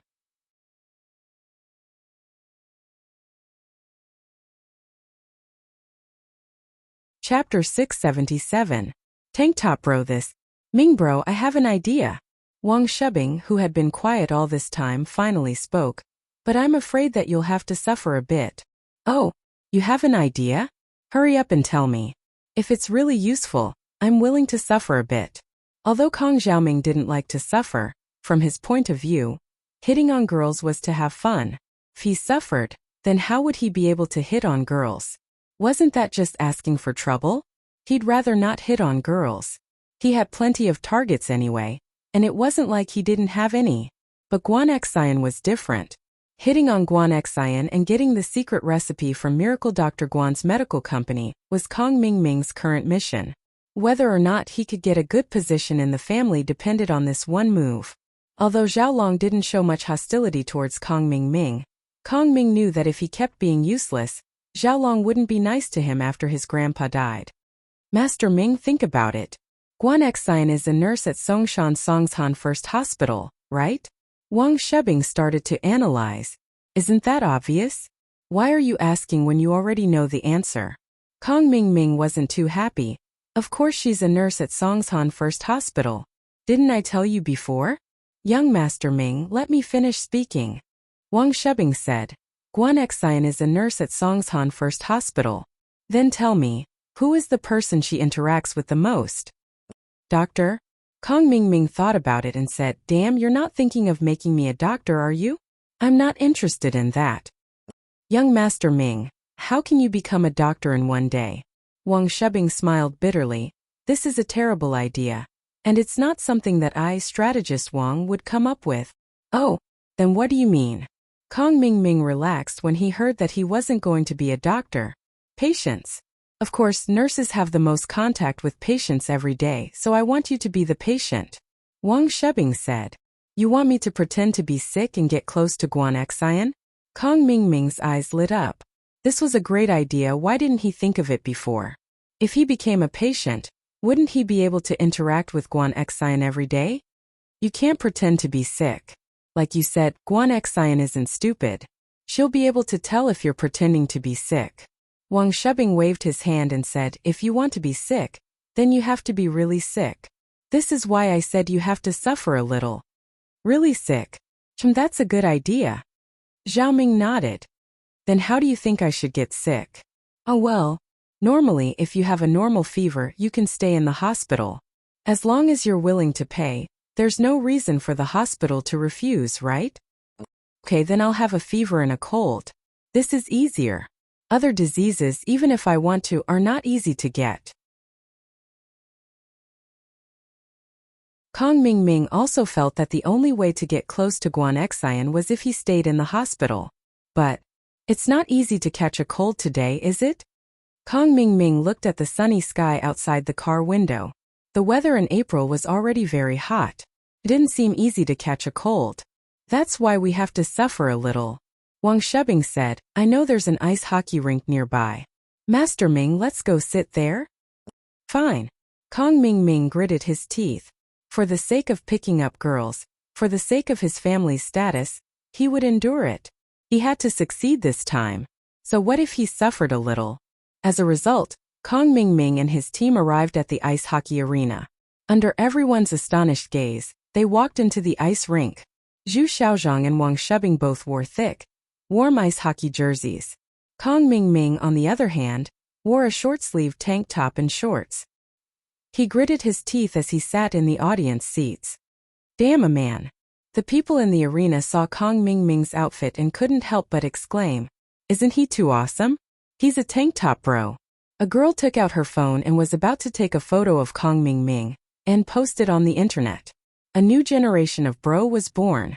Kong Mingming was originally shivering in the cold, but hearing the people in the arena praise him, Kong Ming's vanity was immediately satisfied. He even did a pose with the girl who took the photo. Look at him, his body is so healthy. He's wearing a tank top and shorts here. A bespectacled man said enviously, We can't do it. Our bodies are weak after playing too much with women. We can't stand the cold. Kong Mingming was proud of himself. He thought to himself, I've played with a lot of women, but look at me, I'm a legend. Kong Mingming was feeling proud of himself. Suddenly, he felt a chill and couldn't help but sneeze. Ah! His mucus also sprayed out, smearing everywhere. It was sticky and disgusting. Fuck, he's not a tough guy but a pretentious guy. I thought he wasn't cold. The person who sighed before couldn't help but despise Kong Mingming when he heard him sneeze. The expression of the young lady who was taking pictures with her phone suddenly became interesting. It seemed that tank top bro was going to become pretentious bro or pervert bro. As for the bespectacled man, he looked at Kong Mingming sympathetically and said, Bro, are you worse than me? I didn't even sneeze when I'm so weak. Aren't you too lame? Kong Mingming was instantly embarrassed and angry. His face turned red, but he couldn't refute. Zhu Xiaozhang, on the other hand, couldn't stand it anymore. He stood up and pointed at the people who were talking. He shouted arrogantly, What the fuck are you looking at? Have you never seen cultivation before? Master Ming came here to cultivate. What do you people know? Cultivation?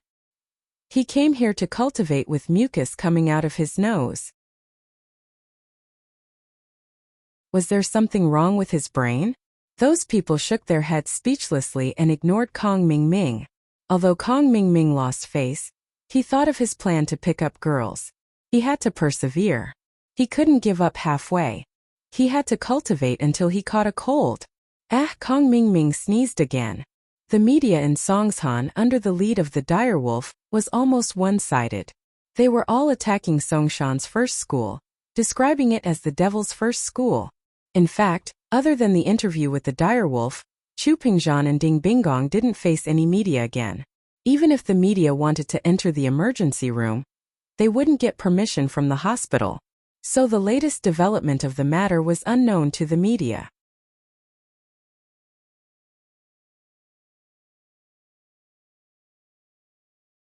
Chapter 678. Press conference. After all, the power of the media was terrifying. It could sway a lot of people who didn't know the truth, and these people would rather believe it than not. Since the school was so scary, who would dare to let their children continue to study here? However, at this critical moment, the CEO of Miracle Dr. Guan's medical company, Lai Changyi, called for an emergency press conference. Miracle Dr. Guan's medical company had been the focus of the media and the public ever since it was established. Although the Miracle Dr. Guan medical company's Miracle Dr. Guan Injury Medicine wasn't officially on the market yet, the company's name was already very famous. There was no other reason.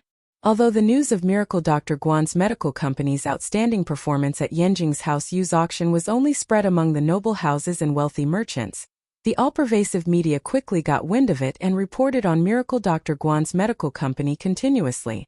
There was no lack of rumors, such as the fact that Miracle Dr. Guan's medical company had mastered the technology to bring the dead back to life.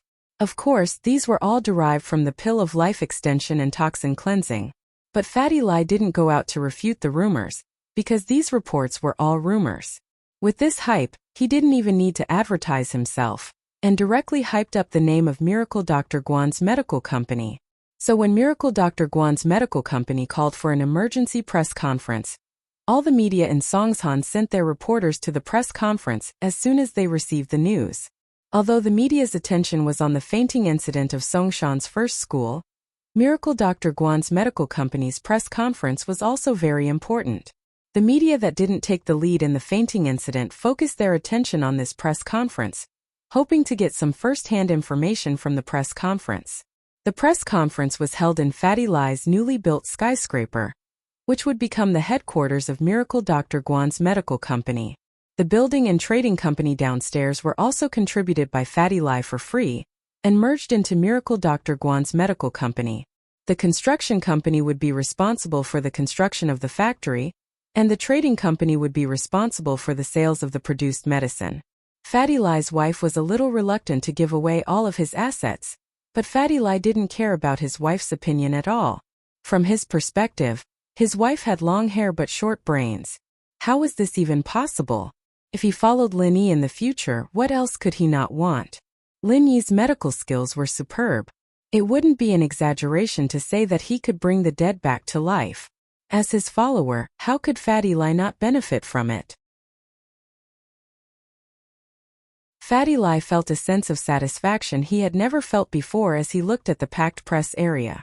Back when he was running his company, he'd probably have to bribe some reporters to attend his press conference, and the number was only a third of what it was now. But now he didn't need to invest anything. All he needed to do was release a piece of news and these reporters came to him.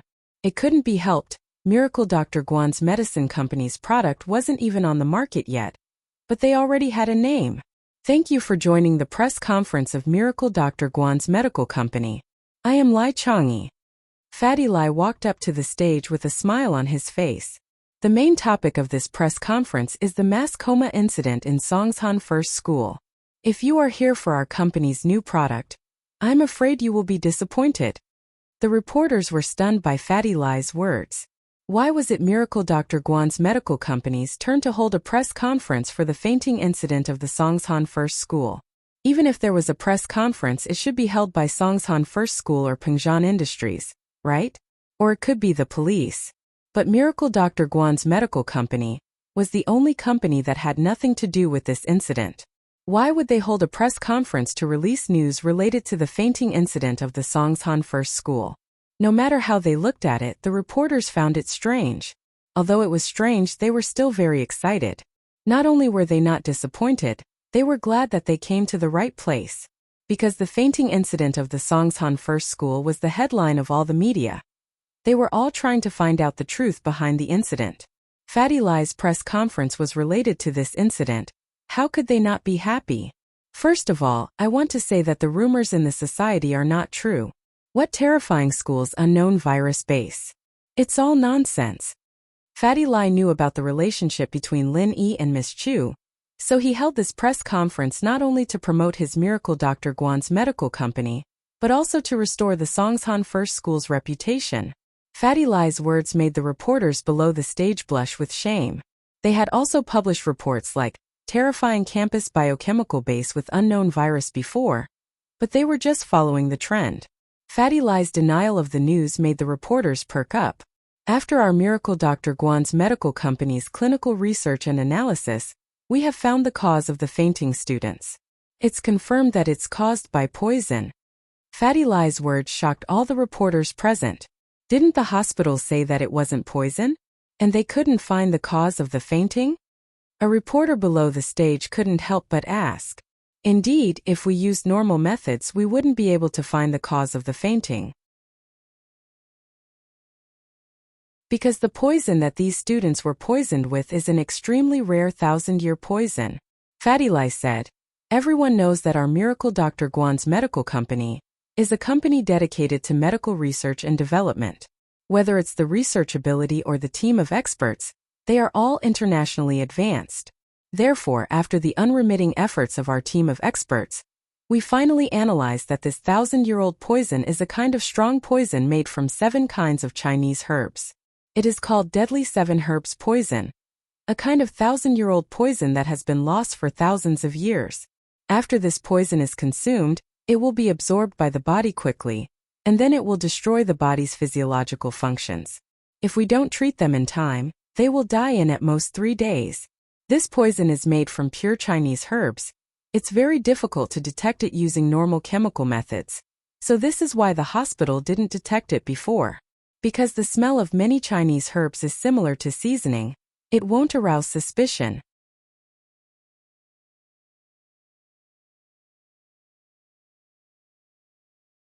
Chapter 679. Fatty Lie seizes the opportunity. Deadly 7 herbs poison. Millennium poison. Can't detect it? It's similar to seasoning? The reporters gasped in shock.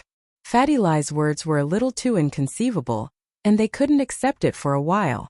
Wasn't this too unbelievable? He even brought out the 1,000-year poison? Are you serious? If it's a millennium poison, then why don't people know about it? How did you analyze it? A reporter began to ask questions. This reporter was in cahoots with Direwolf. He was Direwolf's underling. The Direwolf was busy following up on the fainting incident, and this press conference was attended by his follower. Haha, I've said it before, this millennium poison is lost, which means that no one knows the recipe. Only the main ingredients are recorded in ancient books. Fatty Lie started blabbering again. We analyzed the 7 herbs and compared them to the main ingredients, and finally confirmed that it's the lost deadly 7 herbs poison. Oh? Then what are the 7 herbs? If it's lost, then why would someone poison it? The follower didn't want the public's opinion to change, so he started asking sharp questions. I'm sorry, but we can't provide the recipe. First, it involves the company's confidentiality, and second, if we announce the recipe, what if someone with bad intentions uses it? Fatty Lie smiled. But we've already submitted the recipe to the Songshan police. As for why someone would poison it after it's lost, that's for the police to investigate. We're just a medical company, and this isn't our business scope. Fatty Lie's words made the reporters below the stage burst into laughter. But the Direwolf follower was furious. He panicked. Don't tell me that you made up a poison just to get famous? Saying that it's a millennium poison is just an excuse for Songshan's first school, and also for your own fame. Can you cure this millennium poison? If you can't cure it, then what's the point of making the recipe? Who knows if it's real or fake? Although the words of Deadly Wolf's underling were impolite, he also asked the question in the minds of many reporters present. In fact, they also had doubts about the authenticity of this deadly 7 herbs poison. After all, this matter was somewhat unbelievable. It was beyond the normal acceptable range. The 1,000-year-old poison was a bit too far away from real life. Therefore, although the question of crippled Wolf's underling was a bit impolite, it did represent the thoughts of some people. Haha, since it's a millennium poison, and the recipe has been lost, how could there be an antidote? Fatty Lie smiled, pausing on purpose. If that's the case, then you admit that you're using this opportunity to create hype? The follower's eyes lit up as he continued. I didn't say that. I'm just saying that since there's no poison recipe in the ancient books, naturally, there's no antidote recipe. Fatty Lie made a calming expression and continued, but although we don't have the antidote formula right now, the experts of Miracle Dr. Guan's medical company have worked tirelessly, and after many experiments we've finally created an antidote to the deadly 7 herbs poison. Right now, the factory is working overtime to create the antidote. We'll be able to mass produce it tomorrow morning, and use it on the fainted students. Even the follower and all the reporters were in an uproar. They really made an antidote? They weren't trying to create hype? The strange coma that even the hospital couldn't do anything about was diagnosed as a 1,000-year poison by Miracle Dr. Guan's medical company. Not only that, they even created an antidote for it. This Miracle Dr. Guan's medical company was, just as the rumors said, too magical. Of course, this antidote isn't our company's product. It's specially made for this poisoning incident, and we're not going to charge a single cent for it. Fatty Lie said, We're giving it to the unconscious students for free. This is also the social responsibility of every medical company. Earning money is secondary, saving lives is the first priority. Fatty Lie's words made the reporters on the scene respectful. This was really a kind medical company. If it was some other black-hearted company, not only would they not give it for free, but they would also raise the price. If they sold this batch of antidote to Pingzhan Industries, they would be able to sell it for a sky-high price. Everyone knew that if this incident couldn't be resolved, the biggest impact would be on Pingzhan Industries' first high school, and if Miracle Dr. Guan's medical company used this opportunity to raise the price of the antidote, it wouldn't be hard for them to get a huge profit. Next, I'll announce our new product, Miracle Dr. Guan's Injury Medicine's effects and release date. After the poisoning incident, Fatty Lie naturally took the opportunity to promote his company's product. The reporters listened carefully to Fatty Lie's introduction, and they were prepared to report this incident when they got back. After the press conference of Miracle Dr. Guan's medical company, the situation changed drastically. The previous direction of public opinion began to change. While the media was ready to condemn the culprit, they were also full of sympathy for the first high school, and at the same time they gave high praise to Miracle Dr. Guan's medical company. Even Ken Lang couldn't do anything about it. Although he accepted Seely's money, he couldn't go against the current, could he? Now that the truth was out, and everyone was condemning the culprit and praising Miracle Dr. Guan's medical company, Ken Lang couldn't continue to attack the first high school, could he? Even the chief editor of the newspaper asked him to draft an article to refute the previous article, denounce the culprit, and praise Miracle Dr. Guan's medical company. After all, he couldn't possibly go against the mainstream media, could he? Ken Lang had no choice but to call Sihua. Sihua bro, it's me Ken Lang. Sihua bro, I'm crippled wolf.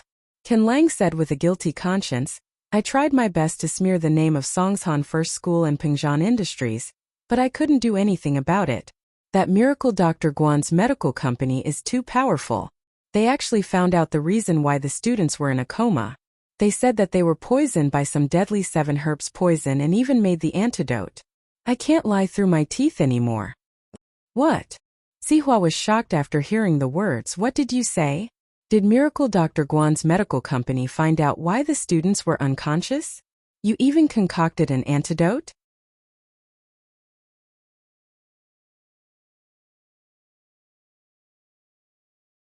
Chapter 680.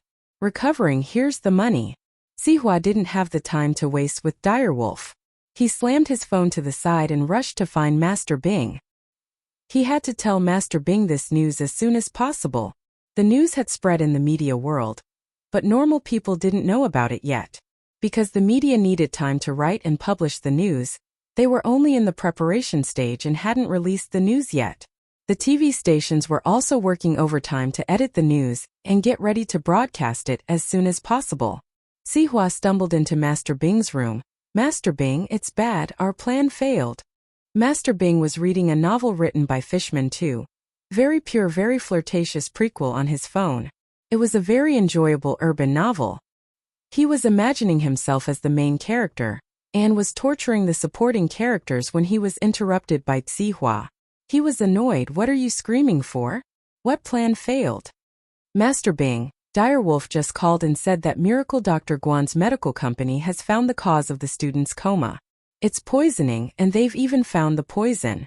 It's deadly 7 herbs poison, and they've made an antidote. Sihua said in a panic. Impossible. Yao Wang spoke before Master Bing could say anything. Deadly 7 herbs poison is an ancient poison, and there's no antidote. Even I don't know what the antidote is. How could they have the antidote? I don't know either. Direwolf just gave me the news. Sihua was just passing on Direwolf's message. Turn on the TV and see. If it's true, there'll be news on the TV. Master Bing frowned. He had heard of Miracle Dr. Guan's medical company before. It was a newly established company that was in the limelight at House Yu's auction. Could they have made an antidote? Otherwise, how would they know the poison was called deadly 7 herbs poison? Sihua heard Master Bing's words and quickly turned on the TV. It was broadcasting the news of Miracle Dr. Guan's medical company's press conference. Everyone in the room was stunned when they saw Fatty Lie on the stage talking leisurely. Master Bing gritted his teeth in anger. He was overjoyed when he heard that Ming Yao was poisoned as well. But in the blink of an eye, the miracle Dr. Guan's medicine company solved the problem and even created the antidote. Impossible, impossible. The Yao Wang's eyes widened. With a look of disbelief on his face, he said, "This is 1,000-year-old poison. There's no antidote for it.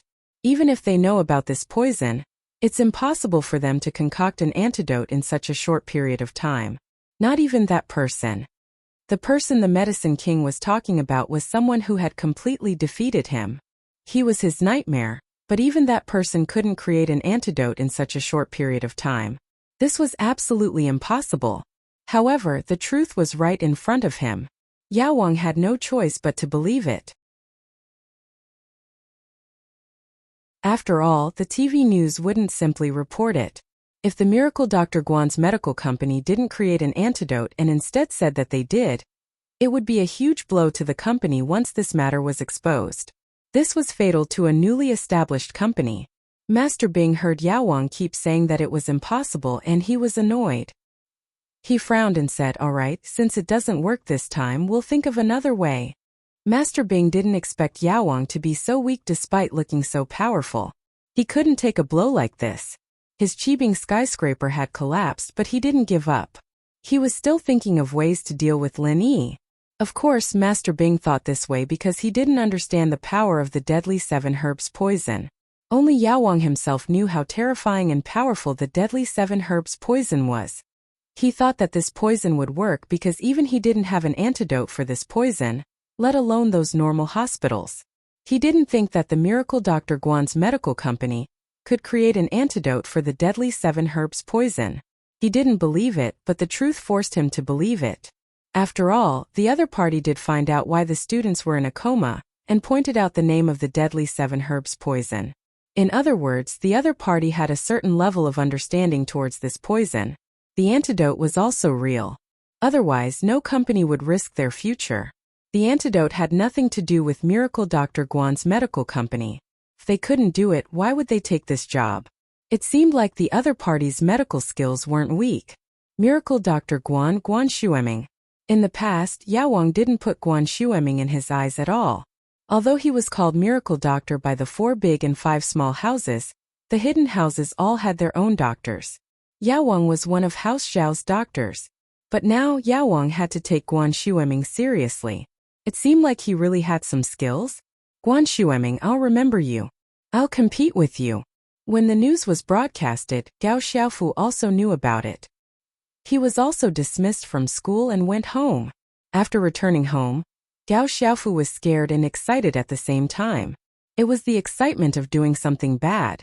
It was the first time he did something so bad. He poisoned others. When he saw the ambulance send the 28 students out of the school and the hospital give them a notice of critical condition, he felt an indescribable sense of joy. But after that, he was deeply worried. After all, those were 28 lives. If they died just like that, he would be the murderer. Before, the hospital couldn't find any reason.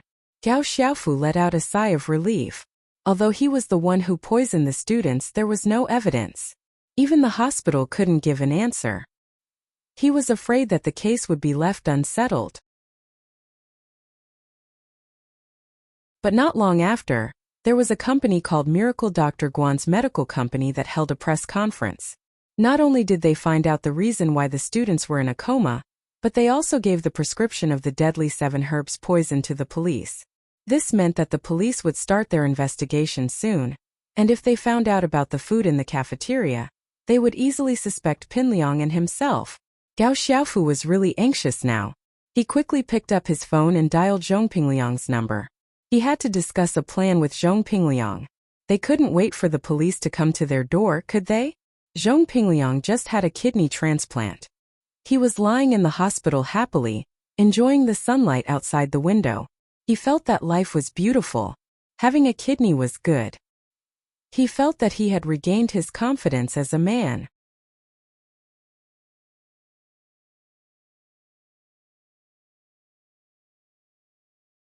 Chapter 681. The poisoning was exposed. Pinliang picked up the phone. "Xiaofu, I have good news for you. My kidney transplant was successful, and I'm about to regain my confidence as a man. Liang bro, I have bad news for you.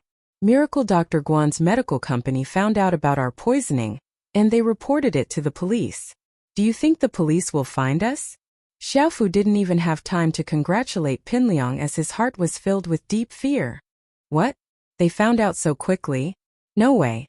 Pinliang was shocked as he didn't expect them to act so quickly. Didn't they say that deadly 7 herbs poison was some ancient poison that no one could cure? It seemed like Master Bing's Yaowang wasn't very reliable either. Yeah, Liang bro, what should we do? I don't want to go to jail. Well, I'm still quite young. Xiaofu heard Pinliang's nervous voice and became even more afraid. It's fine, Xiaofu, I'll ask my dad right now. Master Bing already found a scapegoat for us. Even if something happens, you won't be implicated. I'll take it all on my own. Pinliang comforted Gao Xiaofu.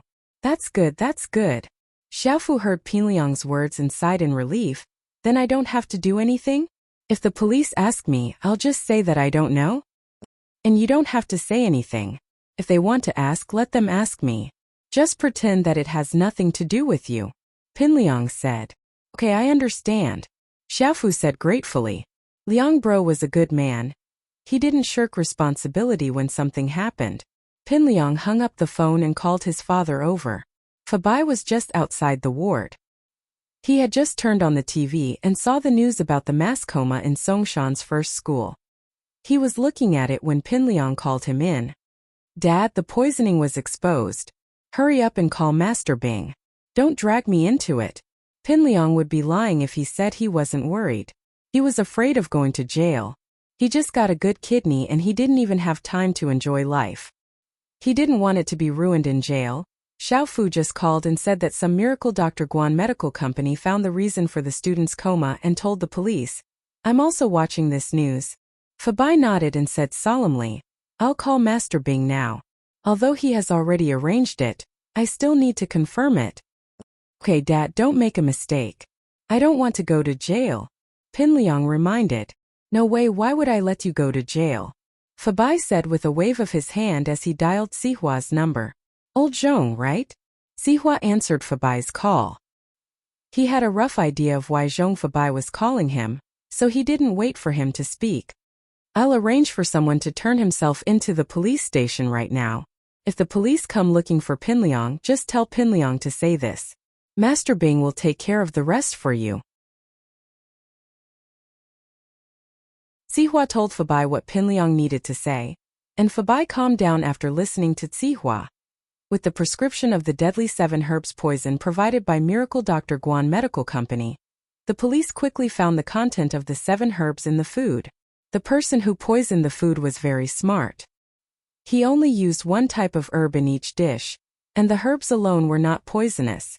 In fact, when a few herbs were mixed together, they could even strengthen yang and nourish the kidneys. However, when these 7 herbs were mixed together, they could produce a deadly poison. This was also the reason why only a small number of students were poisoned. After all, there were very few students who ordered all 7 dishes and ate all of them. The rest of the students who only ate a few of the herbs would not be poisoned.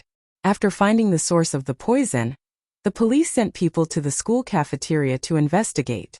Without any suspense, the suspects were Zhong Pinliang and Gao Xiaofu, who came to the cafeteria earlier in the afternoon. According to the cafeteria's chef, only Zhong Pinliang and Gao Xiaofu touched the food in the kitchen alone. Other than them, no one else touched the food. After eliminating the possibility of the chef's motive, the police locked their targets on Zhong Pinliang and Gao Xiaofu. Zhong Pinliang didn't expect the police to react so quickly. Gao Xiaofu hadn't hung up for long and the police already came to his door. Hello. I'm the captain of Songshan's criminal investigation team, Lu Wangli. This is my ID. Lu Wangli arrived quickly and the person who received him was Zhong Pinliang's father, Zhong Fabai. Hello Officer Lu, you're finally here. That's great. Zhong Fabai quickly shook Lu Wangli's hand enthusiastically. Lu Wangli was stunned. He didn't understand why Zhong Fabai was so enthusiastic. He was here to arrest his son, okay? Mr. Zhong, why did you look forward to my arrival? Lu Wangli asked curiously. Yes, my son Pinliang. Ever since he was harmed by the kidney trafficking organization and had one of his kidneys removed, he became absent-minded and had low self-esteem. I wanted to call the police, but he wouldn't agree no matter what. He was afraid that the criminals would take revenge on him after I called the police. Zhong Fabai sighed and said with pity, I really feel sorry for my son. Since you're here, please persuade Pinliang to cooperate with you and bring the criminals to justice. Huh. Lu Wangli heard Zhong Fabai's words and was shocked speechless. He never thought that Zhong Pinliang was also a victim of the kidney trafficking organization. It seemed like things weren't as simple as he thought. Could it be that there was something else? He decided to talk to Zhong Pinliang and said, Is that so? Where is Zhong Pinliang now? He's in the ward inside. He said that he was mocked and looked down on by his classmates in school. They said that he lost one of his kidneys and is no longer a real man. They said that he's a eunuch. Zhong Fabai sighed again. They even mocked him and said that he sold his kidney to buy an iPad. Officer Liu, with our family's financial situation, do we still need to sell our kidney? I, Zhong Fabai, may not be rich, but I'm the boss of an entertainment city, right? Can't I afford an iPad?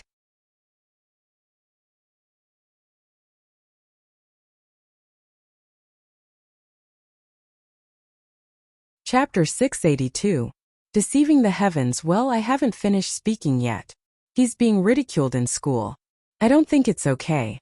If this continues, Pinliang will become a mental patient. What if he does something I'll regret? I only have one son. Fabai said, so I contacted a black intermediary and bought another kidney for Pinliang. I just finished the kidney transplant and he's resting inside right now. Bought him another kidney? Just finished the surgery? Lu Wangli was even more shocked. Pinliang was poisoned and now he had a surgery? What kind of speed was that? I know that it's illegal to buy and sell kidneys through illegal agents, but you can understand me. I pity all parents. Fabai sighed, if you want to punish someone, punish me. You can't let Pinliang return the kidney. He can't afford it. He just regained his confidence as a man and wants to live again. Don't ruin his life. Lu Wangli was even more confused. Why did it sound so strange? Was Pinliang the one who poisoned Pinliang? I'll pretend that I don't know anything about this black agent. But I have something else I want to ask Zhong Pinliang. Can I talk to him alone? Lu Wangli asked. As for Fabai buying a kidney from an illegal agent, it was already given to Pinliang. There was no point in pursuing the matter. Pinliang was also a victim. Yes, of course. Help me persuade him again. Let him regain his confidence and go to school. Fabai said. Lu Wangli nodded and walked into the ward. He saw Pinliang lying on the bed.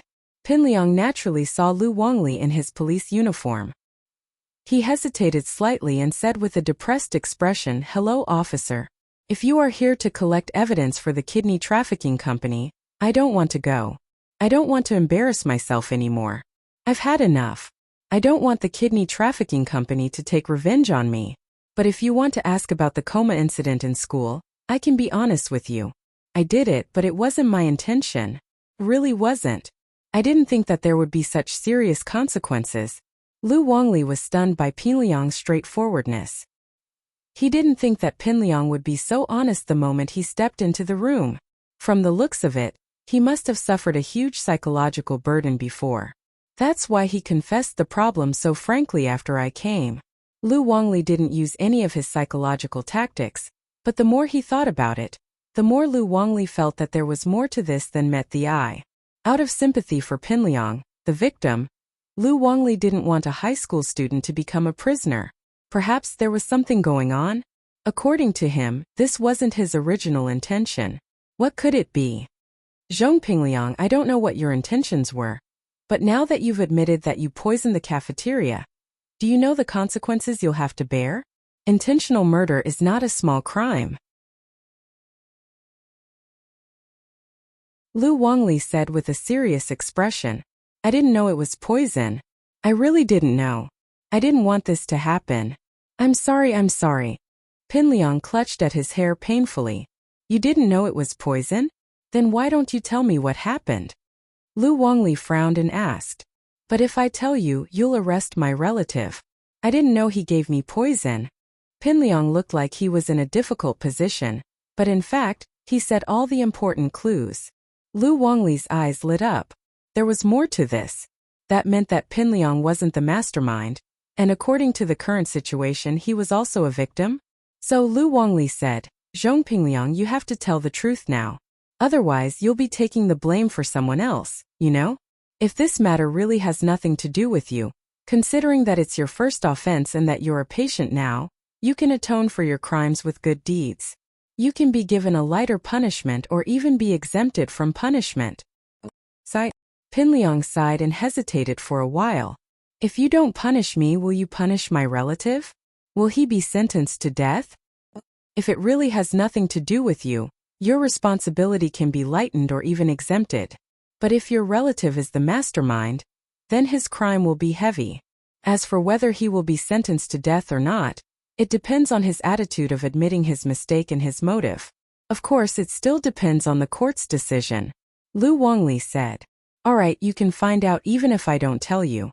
Pin Liang nodded and began to explain. "Actually, this is what happened. I have to start from when my kidney was cut off. After my kidney was cut off, my classmates all laughed at me and looked at me weirdly.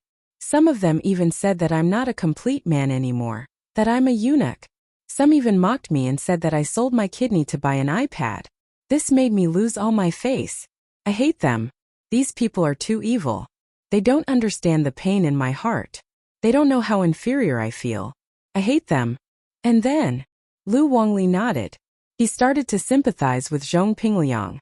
He had already lost a kidney, and he was still being laughed at. No one would be able to take it. "A while ago, I even paid for everyone to go to the beach, and what did they do to me? They mocked me and I hate them. I want to take revenge." Pin Liang couldn't hold back the anger in his eyes. "Continue. How do you want to take revenge on them?" Lu Wangli thought. Was this Pin Liang's motive for poisoning his kidney? I didn't know how to take revenge on them. At that time, a relative of mine came to visit me. I told him my idea. He said that he would help me come up with an idea. He said that he would take care of it all. So he helped me come up with a plan to trick them. He asked me to put laxatives in the food in the cafeteria. That way, when they go to the toilet during class, the school's toilets will be full, and they will shit their pants. That way they will lose all their face. They will know how painful it is to be mocked. I can laugh at them as much as I want. Laxatives. Lu Wangli frowned. If Pin Liang only put laxatives in the food, it wouldn't be considered a crime. As long as there weren't any serious consequences, it was just a prank.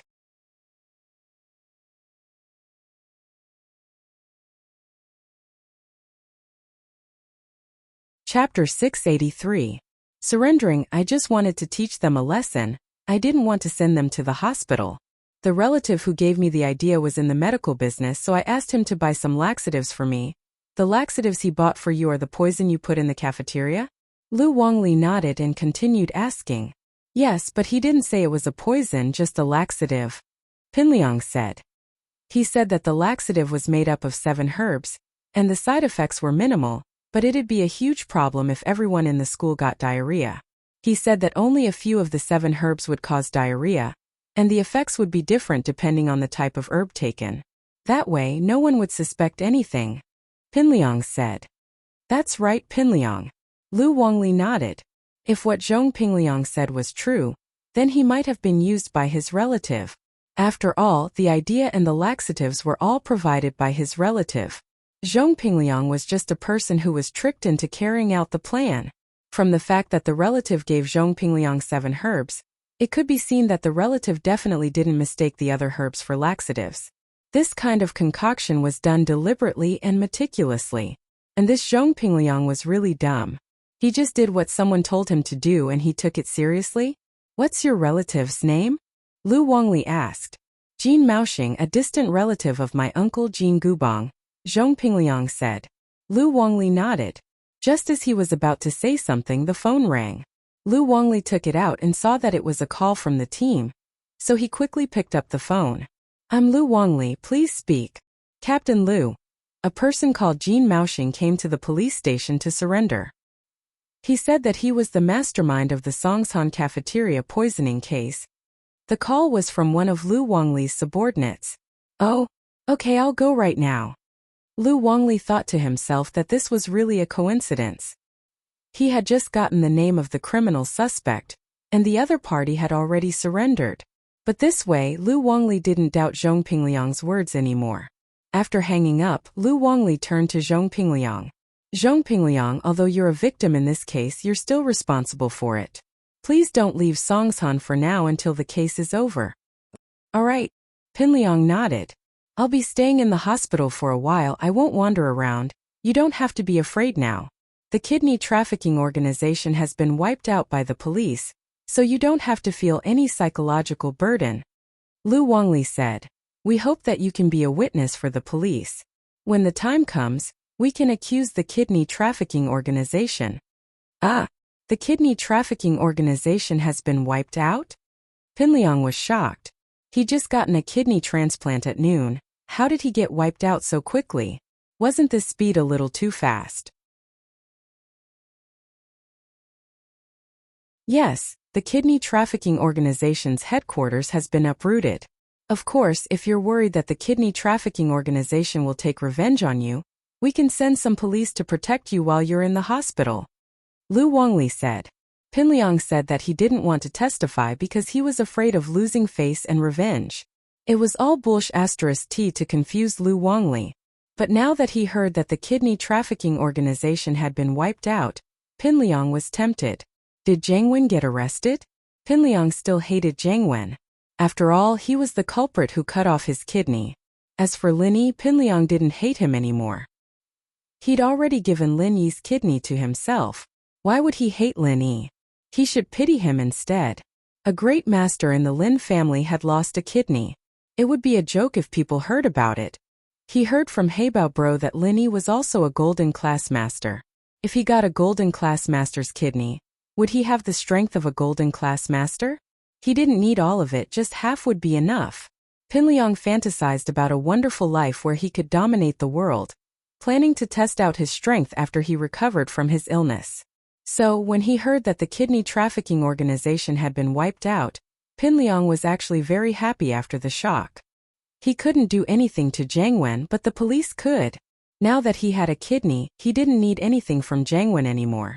If it was destroyed, then so be it. Is that so? If I'm a witness, then wouldn't I be able to atone for my crime? Pingliang pretended to be hesitant as he asked. Of course.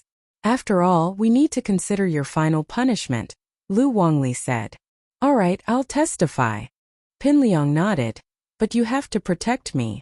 I don't want the kidney trafficking organization to take revenge on me. Don't worry about that.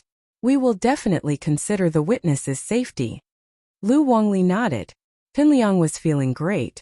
Not only was he fine after poisoning the kidney, he even had the police to protect him. He was too awesome. If Lin Yi saw this, Lin Yi would probably die from anger. Waha! After Lu Wongli left, Zhong Fabai quickly walked into Pingliang's ward. Pingliang, how is it? Is there any problem? It's fine. My acting skills are pretty good. Pingliang said proudly. That Lu Wongli seemed to sympathize with me. He told me that I was tricked. Now that I'm atoning for my crime, there shouldn't be any problem. That's good. Fabai nodded. Everything has been arranged for your uncle Jin Gubong's relative. Master Bing gave his family 3 million as a settlement allowance. His wife died early, and he had 2 sons. He was worried that he wouldn't have enough money to arrange a wedding for them. Now that he has everything, he's overjoyed. He said that it was worth it even if he died.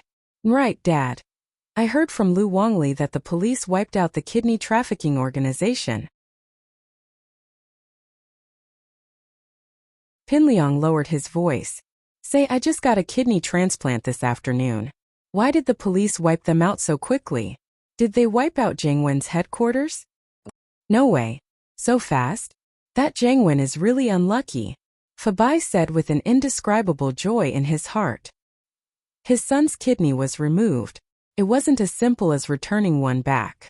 Now that his headquarters was wiped out, it was his punishment. But God bless House Zhong. They were wiped out right after you got a kidney transplant. You're really lucky.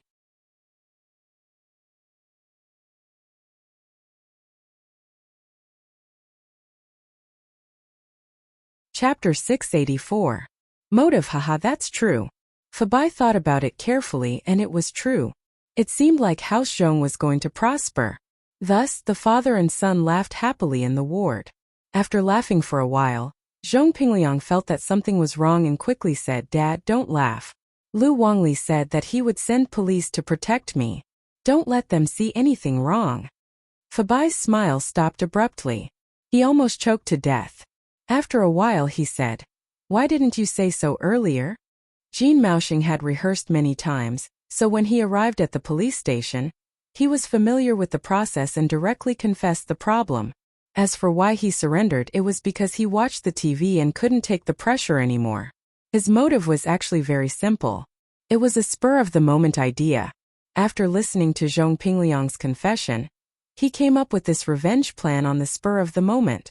And the reason why he wanted revenge was because of something that happened a year ago. A year ago, Jean Maoxing's family was very poor. He raised 2 children alone. The money he earned from selling herbs was not enough at all. His daily expenses were enough, but he still had to find wives for his 2 sons, right? Without a house and a car, who would follow you? So Jean Maoxing's mind became active. He wanted to do something himself, so he found his distant relative, Jean Gubong, and asked him to think of a way to help him. He contracted the cafeteria of E High School, which solved the urgent problem. The cafeteria was a money-making job. If it was done well, it wouldn't be a problem to make a few $100,000 a year. Jean Maoxing thought that contracting a cafeteria shouldn't be difficult for Jean Gubong, the second largest shareholder of Pingzhan Industries. In fact, Jean Gubong didn't think it was difficult. Although he was a distant relative, they were still relatives with the same surname. If he could help, he would. It didn't take much effort. It was just a matter of moving his lips. However, he didn't expect that when Jean Gubong raised this suggestion at the board meeting, it was rejected by Pengzhan. The reason was very simple. The cafeteria of E High School had to be self-operated. This way the freshness of the ingredients could be guaranteed, and it could also generate a lot of income for the school. Why not? Gubong was humiliated, and he hated Pengzhan to the core. However, he had always been planning to replace Pengzhan, so he didn't show it, only telling Jean Maoxing what Pengzhan had said. Jean Maoxing failed to contract the cafeteria, and he hated Pengzhan to the core. It wasn't like Pengzhan didn't want to pay the contract fee. They were self-employed, and they wouldn't earn much more than Pengzhan, so why couldn't he contract it? It wasn't like he had nothing to do with it. However, because Jean Gubong was still a shareholder of the group, although Jean Maoxing was unhappy, he did not do anything else. In the blink of an eye, a year had passed. Zhong Pingliang's confession reminded Jean Maoxing of the hatred from a year ago. Now that Jean Gubong was no longer the chairman of the group, whatever Jean Maoxing did wouldn't affect Jean Gubong anymore. Originally, he was angry because he failed to contract the cafeteria, so Jean Maoxing also set his sights on the school cafeteria. Aren't you self-employed? Then I'll let something happen to you. Let's see what the consequences of self-employment are. Of course, when Jean Maoxing did this, he also considered the consequences. However, he remembered that the poison he used was learned from an old traditional Chinese medicine doctor when he was traveling in Jianghu to collect medicine. It was an ancient prescription that had been lost, and the concoction was complicated. It required 7 herbs to be present at the same time for the poison to be poisoned. The hospital and the police shouldn't be able to find such a special poison, so in the end, he could only let it go. However, he didn't expect that Miracle Dr. Guan's medical company actually found it, and they even gave the poison formula to the police. This made Jean Maoxing unable to sit still. He couldn't withstand the pressure, so he came to the police station to surrender. What Jean Maoxing said was reasonable, and the reason for the crime was sufficient. The remaining 7 herbs were also found in his house, which allowed the police to close the case very quickly. As for Zhong Pingliang, Jean Maoxing also made it very clear that he was just using him. It had nothing much to do with Zhong Pingliang. He would take responsibility for what he did, so he didn't want to punish Zhong Pingliang. Lu Wangli was originally full of sympathy for Zhong Pingliang. After a meeting and discussion, since Zhong Pingliang was a victim of the kidney trafficking company, the city was now weakening the influence of the kidney trafficking company on the people. It was not appropriate to publicize Zhong Pingliang's matter too openly. Zhong Pingliang was also bewitched by Jin Maoxing and was deceived by Jin Maoxing.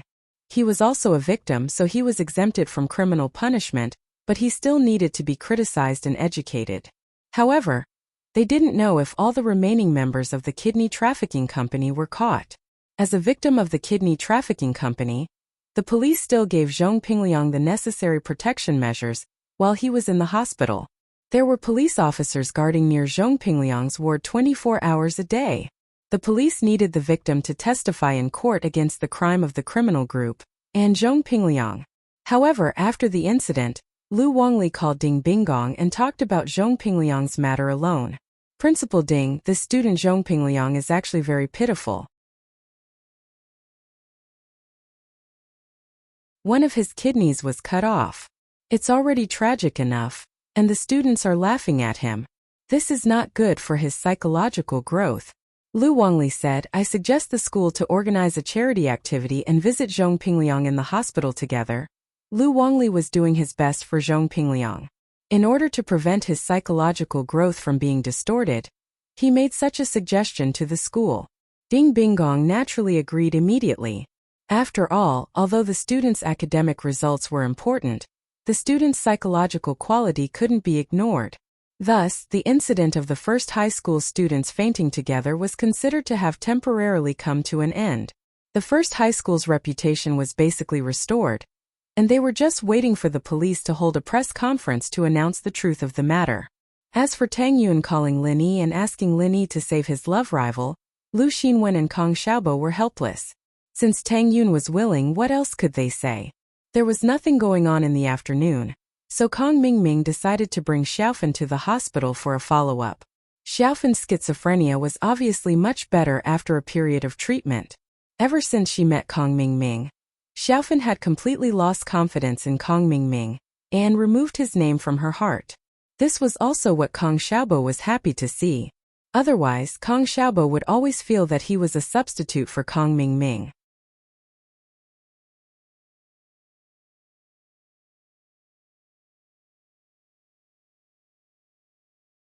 Chapter 685. Translator. Exodus Tales Editor. Exodus Tales. However, the doctors in the hospital had made it clear that Xiaofan's schizophrenia was mainly caused by her mental illness.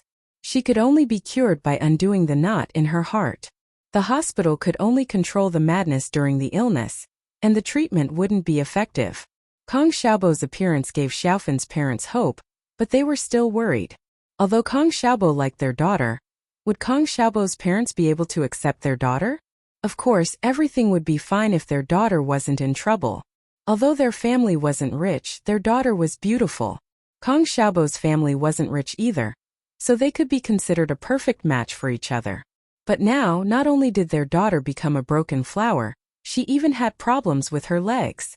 Her mental health was better, but she still had a history of mental illness.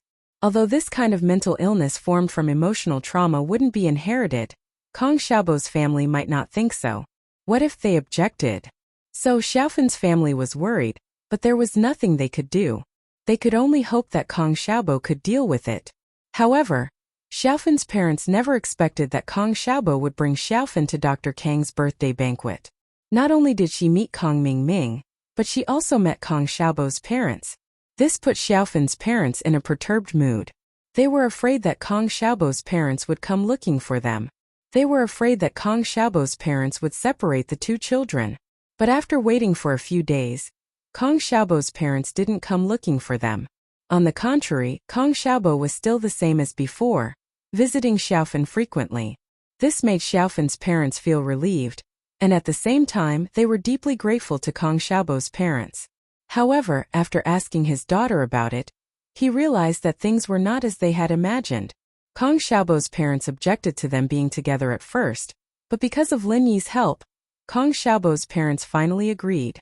There was no other reason. Lin Yi gave Kong Xiaobo a chance to stand out. It also gave Kong Xiaobo the confidence and capital to speak in front of his parents. After all, it could be said that Kong Xiaobo had already grown up and could take charge of things on his own. He would handle matters of the heart well. Xiaofan's parents were happy to see Kong Xiaobo, Tang Yuan and Lu Xinwen. However, they were curious. Don't you have school today? Why are you here so early? It's a school holiday, so I'm thinking of bringing Xiao Fan to the hospital for a checkup. Kong Xiaobo smiled as he greeted Xiao Fan's parents.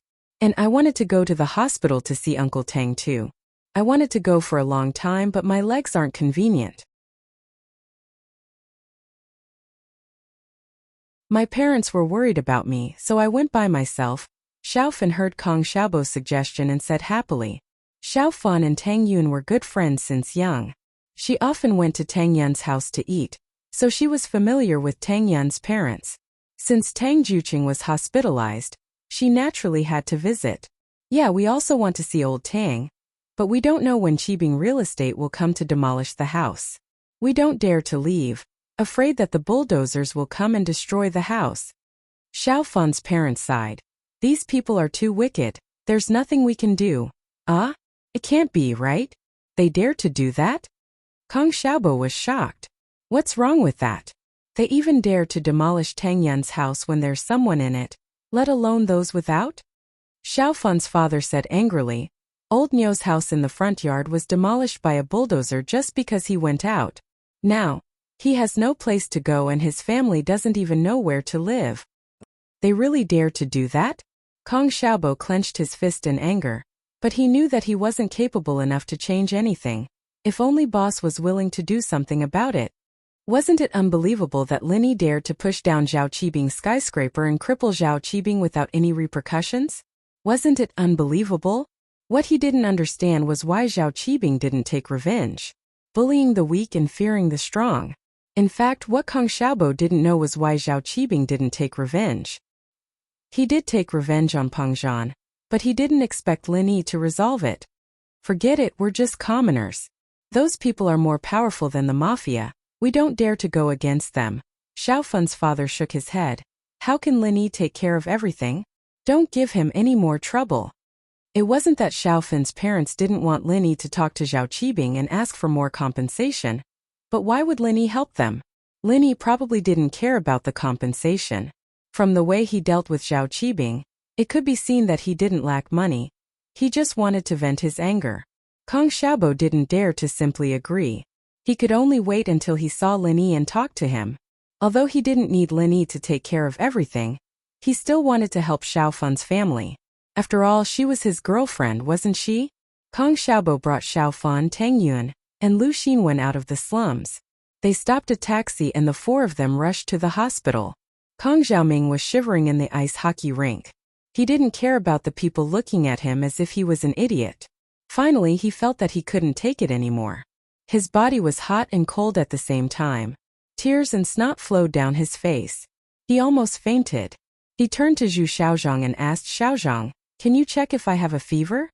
Zhu Xiaozhang quickly touched Kong Xiaoming's forehead and jumped in fright. Master Ming, your head is so hot. You can boil water. Is that so? That's great, let's go. Kong Ming clenched his teeth and smiled bitterly. Yeah, we finally did it. Wang Shebing was happy as well. He felt cold even with his jacket on. He didn't want to stay here any longer. Haha, I finally caught a cold. Kong Ming was in pain and happiness at the same time.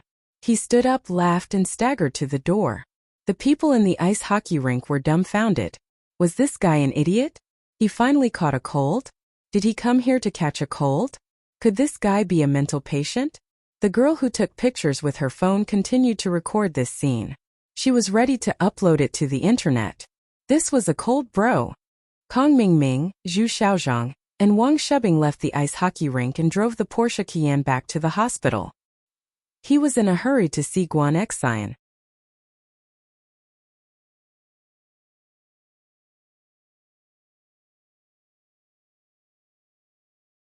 Chapter 686. Another failure. It wasn't easy for them to make it to the First People's Hospital. Wang Shubin and Zhu Xiaozhang also started sneezing, but it wasn't too serious. They supported Kong Xiaoming, who couldn't even stand up, into the hospital. They rushed to the floor where Guan Exine worked and found her in the nurse's office. Achoo! Kong Ming sneezed as soon as he entered the room. Guan Exine, who was preparing medicine, jumped in fright. She turned around and saw Kong Mingming walking in with two other people supporting him. She was surprised. Why are you here again? Guan Xun, I'm here to see a doctor.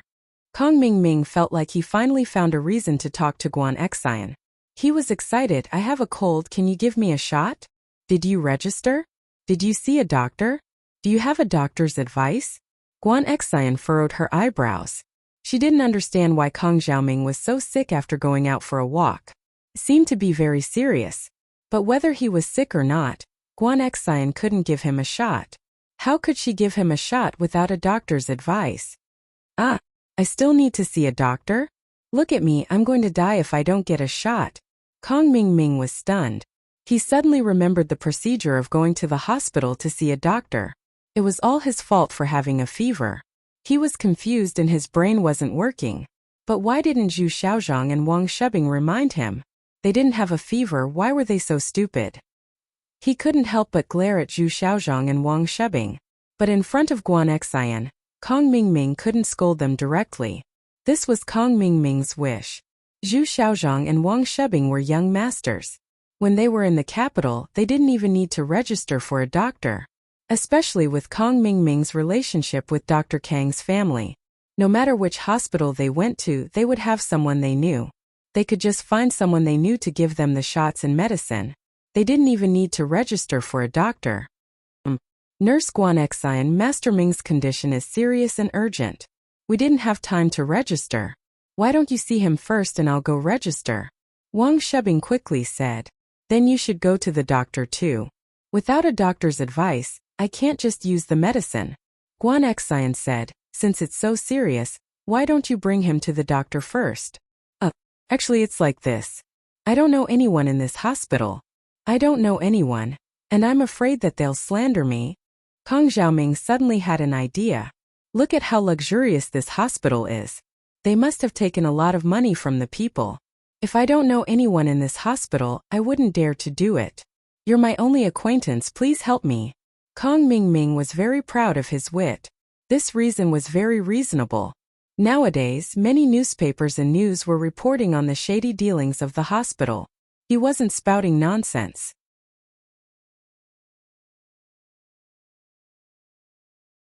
It was also very reasonable. Just as Kong Mingming was feeling good about himself, Guan Xun's face darkened. Our hospital system is very clear, and we have a clear fee. We can't cheat you and all of our doctors have medical licenses. There's no way they'll kill you. That's hard to say. Even if the price is clearly marked, there will still be under-the-table manipulation. Kong Mingming's mind was still muddled, and he didn't notice Guan Xun's displeasure. He continued to speak in a self-righteous tone. These hospital bosses are all black-hearted. I'm really worried about them. My dad's not evil. Guan Xun glared at Kong Mingming before turning around and ignoring him. Huh. Kong Mingming froze when he heard Guan Xun's words. Then he suddenly realized what was going on. Guan Xun's father, Guan Xiaoxiang, was Guan Xueming's son, and Guan Xueming's youngest son, Guan Xun's father, was a shareholder of this hospital. It's really over. Wasn't he pointing at the mulberry tree and scolding the locust tree? Wouldn't Guan Xun hate him to death now? Last time he called her grandfather a liar, and this time her father a black-hearted boss. What the hell? Was there any way to salvage the situation? Kong Mingming almost fainted on the spot. Not to mention the awkwardness. It seemed that the flu and fever were really harmful. If one's mind wasn't clear, one's words were easily incoherent. Guan Xun, don't be angry, that's not what I meant. I'm not saying that your dad is black-hearted. I'm just scared of some black-hearted businessmen. Kong Mingming quickly explained. I have a cold and a fever. My mind isn't clear, so I'm talking nonsense. You can't be calculative with a sick person, right? If you're sick, then go see the doctor. I need to work. Guan Xun understood Kong Mingming's thoughts.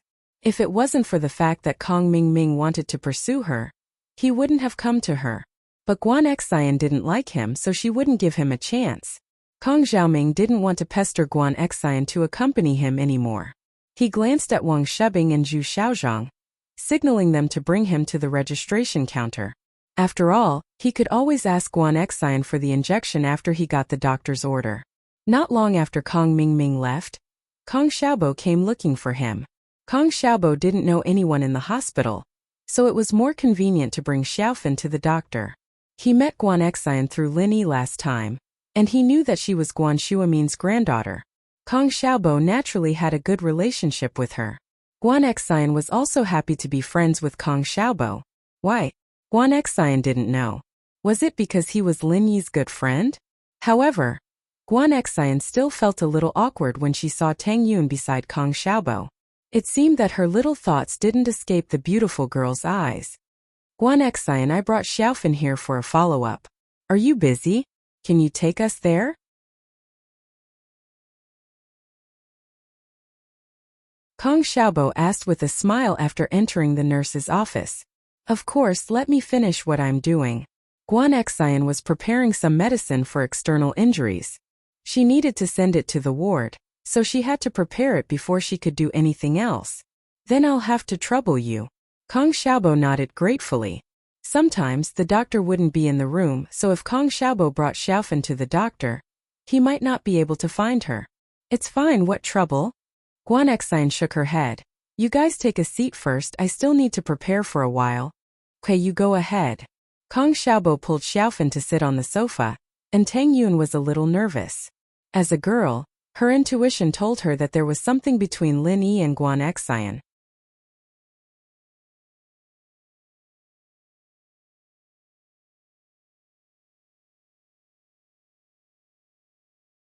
Chapter 687. Chapter 687. Spoiling a good thing. As long as she didn't cross the line, she wouldn't care about her, right? From Tang Yun's point of view, her current love rival was Mississippi. As for Guan Exine, she didn't seem to be a love rival at all. Guan Exine prepared the medicine for a few rooms and personally delivered it over. She returned to the nurse's office and spoke to Kong Xiaobo and the others. I'm done. We can bring Xiaofan to the follow-up. Alright, shall we go now? Kong Xiaobo stood up. No need, I'll bring Xiaofan there, you don't need to follow. Guan Exine didn't want Kong Xiaobo to follow. Xiaofan's mental illness was caused by another man, and the doctor might ask some sensitive questions during the follow-up. It would be awkward if Kong Xiaobo heard it, so Guan Exine decided not to bring Kong Xiaobo. That's fine, I'll have to trouble you then. Kong Xiaobo wasn't stupid. He could guess the situation from Guan Exine's expression, so he didn't insist. Xiaofan was grateful for Guan Exine's understanding. She actually didn't want Kong Xiaobo to follow because the doctor wanted to understand the whole situation. Sometimes the questions would be awkward. They would even ask how many times she slept with Kong Mingming. It wasn't something that Kong Xiaobo should hear. Tang Yun could feel Guan Exine's understanding.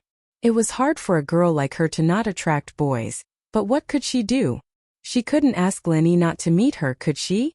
Tang Yun was conflicted. She finally fell in love with him, but why was it so bumpy? She thought that with her looks, it wouldn't be hard to find a boy who would treat her well wholeheartedly. She was satisfied that he treated her well, but the girls around him were all better than her. Some of them were even better than her. She didn't know how to deal with this at all. She had no experience at all. Tang Yun sighed softly as she watched Guan Exine leave. Why was she so unlucky? Her competitors were so strong, how could she feel at ease? Xinwen patted Tang Yun's shoulder, noticing her disappointment. What's wrong? You're conflicted again? When did I? How could Tang Yun admit it?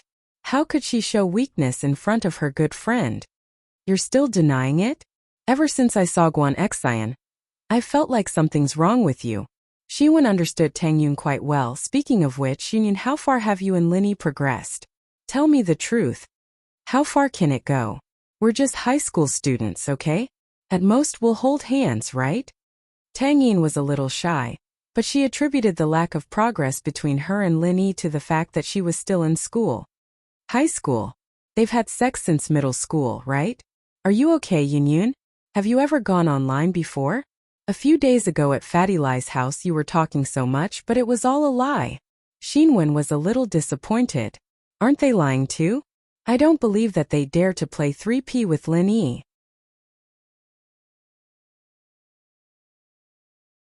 Tang Yun felt wronged. If it weren't for Meng Yao and Yushu, she wouldn't have said so many shameless things. I'm not sure about Ming Yao, but that Yushu, it's possible. She looks like she's eager to try. Xinwen was a good judge of character. I'm telling you, Yunyun, you have to keep a close eye on Lin Yi, or you won't be able to find a place to cry. How can I stop him if he wants to be with someone else? Tang Yin shook her head. She was full of uncertainty about the future. I really don't know what to say. With your personality, you'll suffer sooner or later. You won't even know when they sleep with Lin Yi. Xinwen said helplessly. She was disappointed that Tang Yin didn't meet her expectations. What can I do if he wants to sleep with them? Tang Yin seemed to be asking Xinwen, but it also seemed like she was asking herself. But after asking, Tang Yin shook her head. She didn't want to think about it anymore. These things were too troublesome. Kong Xiaobo couldn't interrupt their conversation. He could only sit on the side and pretend he didn't hear anything. This was School Beauty Tang after all. Xiaobo had never thought that School Beauty Tang would be so worried about a man. His boss was too amazing. Zhu Xiaozhang helped Kong Mingming register downstairs and rushed to the clinic. Wang Shubing and Kong Mingming were already waiting there. There were many people registering at this hospital, but Zhu Xiaozhang was amazing. He directly cut the queue. When people criticized him, he was arrogant enough to hit them. This made the people who criticized him shut up. After all, Zhu Xiaozhang was fat, big and tall. Who would want to mess with him? If he wanted to cut the queue, then so be it. Zhu Xiaozhang didn't feel ashamed at all. Instead, he felt proud. He felt that this was the only way he could live up to his nickname of arrogant bro. Kong Mingming went to see the doctor. His illness was simple. It was a common cold caused by a cold. The doctor prescribed him medicine, but Kong Mingming insisted on staying in the hospital. Actually, he didn't have to stay in the hospital due to his illness, but the doctor saw that his fever was very serious and he insisted on staying in the hospital, so he gave him 3 days of hospitalization. Kong Xiaoming looked very rich anyways, so the doctor didn't plan on saving money for him. Kong Mingming took the doctor's order and happily went to find Guan Xian for an injection. This caused Kong Mingming a lot of trouble. In fact, he could go to any general surgery nurse's duty room and treatment room with the doctor's order. But he was here for Guan Xian, so naturally, he wanted to find her. Master Ming, you have to hold on. We're almost at Guan Xian's floor. Hold on a little longer. Wang Shubing saw that Kong Mingming's legs were weak from the fever. He couldn't even walk properly, so he quickly cheered him on. Okay, I'll hold on.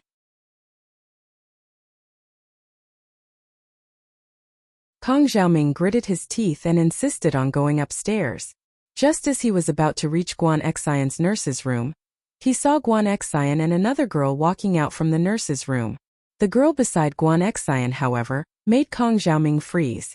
He subconsciously stopped in his tracks. Master Ming, isn't that Xiao Fan? How come she's with Guan Xian? Zhu Xiaozhang also saw Xiao Fan and Guan Xian walk out together. He was a bit confused. Yeah, how does she know Guan Xian? Wang Shubing was also puzzled. Damn, I remember now. Kong Xiaobo seemed to know Guan Xueming last time. Then it's not strange that Xiao Fan knows Guan Xueming's granddaughter. Kong Mingming's mind finally worked, but he guessed wrong. Xiao Fan and Guan Xian didn't know each other through Guan Xueming. Makes sense. Zhu Xiaozhang nodded. But this is troublesome. Should we go or not?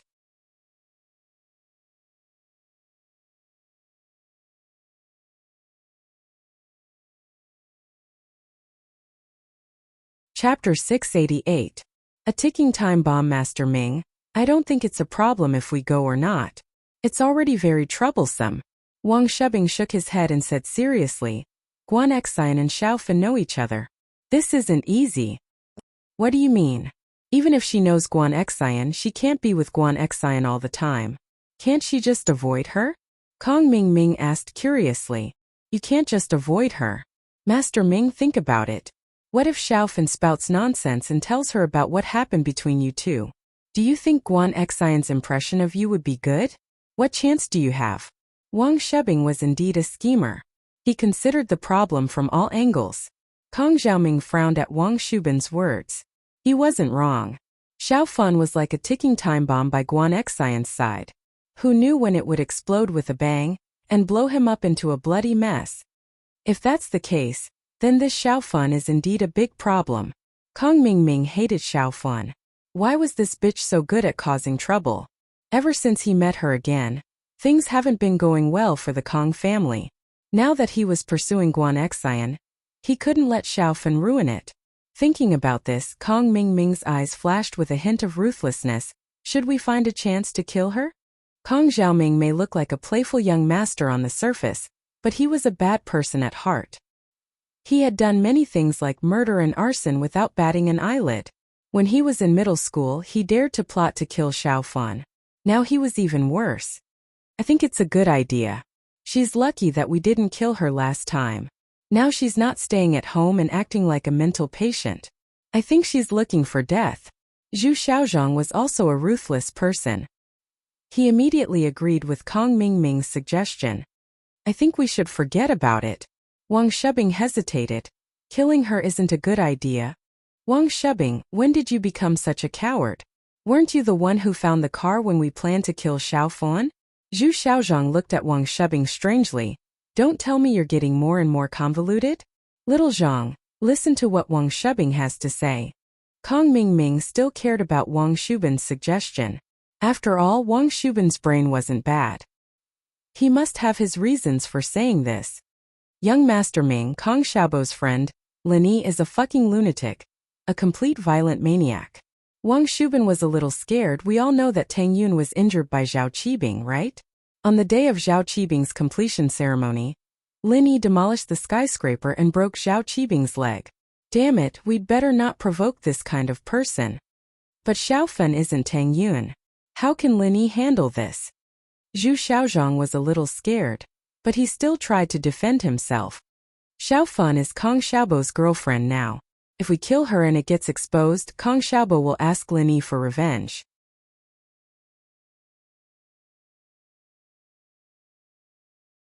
It's better to be safe than sorry. If Lin Yi comes, we'll all be dead. Wang Shubing shook his head. That makes sense. Although Kong Mingming was a bad person, he was afraid of death. When he heard that Lin Yi might come for revenge, he immediately gave up on the idea of killing Xiaofan. It was better not to provoke this kind of violent maniac. How did Lin Yi survive until now? Zhao Qibing seemed to have a lot of power. Why didn't he go after Lin Yi? That's why, young Master Ming, we need to discuss our strategy carefully. How can we solve this problem once and for all? Wang Shubing said. Then what should I do now? Kong Mingming suddenly thought of a very serious problem. When he saw Xiaofan, he almost forgot that he had a cold. We can only find another nurse now. Guan Xian is out of the question. Wang Shubing said helplessly. Damn, I caught a cold for nothing? Kong Xiaoming almost fainted on the spot. He had endured so much pain and almost died. It was only with great difficulty that he managed to catch a cold. But now he couldn't get Guan Xian to give him an injection. Young Master Ming, you have to think about it this way. If Xiaofan came when we were looking for Guan Xian, wouldn't we be exposed? Wang Shubing comforted. If that happens, we'll still be able to benefit from a disaster. Now that you put it that way, is it? Kong Mingming thought about it carefully. It was true. He should be happy. If Guan Xian hadn't rejected him and had given him the shot, wouldn't he have been exposed in a heartbeat? Thinking about this, Kong Mingming was happy again. It seemed like God was supporting him in pursuing Xiaofan. With Wang Shubing and Zhu Xiaozhong accompanying him, Kong Mingming came to a general surgery treatment room. He gave the doctor's advice to a young and beautiful nurse. Kong Mingming thought that even if he didn't have Guan Xian to give him the injection, it would be good to find a beautiful girl. Big eyes, an oval face, and skin that glowed like a spirit. Kong Mingming drooled when he saw her. It was a uniform temptation. Such a beautiful girl. It would be a waste for her to be a nurse here. Kong Xiaoming's mind started to move. He had flirted with a lot of girls in the past few years, but there weren't many of the best quality ones. Xiaofan was one of the top quality ones. If it wasn't for the fact that she was too infatuated with him and wanted to marry him, Kong Xiaoming wouldn't have dumped her so quickly. However, in Kong Mingming's eyes, the nurse in front of him was of the highest quality. She was much better than Xiaofan. Although she wasn't that tall, she was just right. The key was her figure. Even the white gown couldn't hide her exquisite figure. Kong Mingming's LSD was acting up again. However, when he thought about how his main task was to flirt with Guan Xian, Kong Mingming became discouraged again. He could only give up on this beautiful nurse.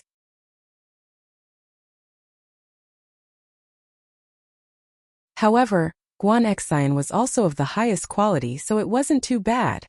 Just as Kong Mingming passed the doctor's advice to the nurse, she turned around and passed it to a tall and sturdy woman. "Nurse Wang, there's a patient." "Oh, okay." The sturdy woman called Nurse Wang took the doctor's advice and looked at Kong Mingming. "It's a cold. First do an allergy test, then give it a muscle injection. If there's nothing else, you can start the drip." You're going to give it to me?" Kong Mingming saw that the sturdy woman was about to give him the injection. He was a bit anxious. He was looking for a beautiful nurse. Why was it a sturdy woman?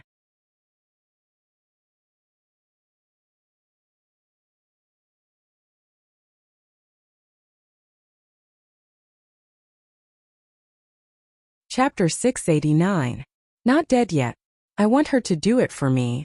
Kong Mingming pointed at the beautiful nurse and said, "Oh, then let her do it for you." The woman put down her work and walked out of the treatment room. Seeing Kong Mingming's lecherous look, she was annoyed. Did this guy come to the hospital for treatment or to look at beauties? What the hell? How dare he let someone else do it? I hope it won't kill you. Kong Mingming saw that the nurse agreed and was overjoyed. He said to the beautiful nurse, "Why don't you do it for me?" "It's my first day here, I can't do it." The beautiful nurse waved her hands, but seeing Kong Mingming's pleading eyes, she said, "Why don't I try? If it can't go in, I can do it a few more times." Huh. Kong Mingming was hoping that the nurse would do it for him, but when he heard what the nurse said, his heart went cold. First day here? Trying to prick it? What kind of joke was this? He was not a test subject. What if he died? What's wrong? The beautiful nurse looked at Kong Mingming strangely. "No, nothing, I'll go and find Nurse Wang." Although Kong Mingming was a bit lascivious, he would never joke around with his life for a girl. But Nurse Wang went to the inpatient department. She won't be back for a while. The beautiful nurse looked at Kong Mingming with a troubled expression. "Why don't I try it for you? Is that all right? My technique is still very good, and I've practiced on dead people before." No need." Kong Mingming was shocked. "What the hell, you've practiced on dead people before? If I let you do it, I'll probably become a dead person too." This beautiful nurse looked very beautiful with big eyes and big breasts, but she was a tiger. Was she not afraid of stabbing people to death? How could she give injections a try? Kong Mingming didn't want to be killed, so he quickly stood up and forced a smile. There's no need. Is there another treatment room nearby?" "Oh, there is. Turn left and take the elevator. It's on the second floor underground." The beautiful nurse thought for a moment and said, "But it's a little far. You look like you're going to faint. Shall I give you an injection?" "There's no need. I'm very awake. I won't faint for a while." Kong Mingming waved his hand and left the nurse's treatment room with Wang Shebing and Zhu Xiaozhang. They ran in the direction of the elevator, cursing as they ran. What kind of bullsh*t hospital was this? The intern nurses were too immoral. How dare they use patients for experiments? "Young Master Ming, can you do it? Should we rest for a bit?" Wang Shebing saw that Kong Mingming's head was heavy, so he quickly asked, "I'm fine. Let's go get the injection. If I knew this would happen, I would have asked that tough lady to do it for me. I'm so fucking unlucky." Kong Mingming thought that he was unlucky every time he met Xiao Fan. Seemed like it was true. The three of them entered the elevator.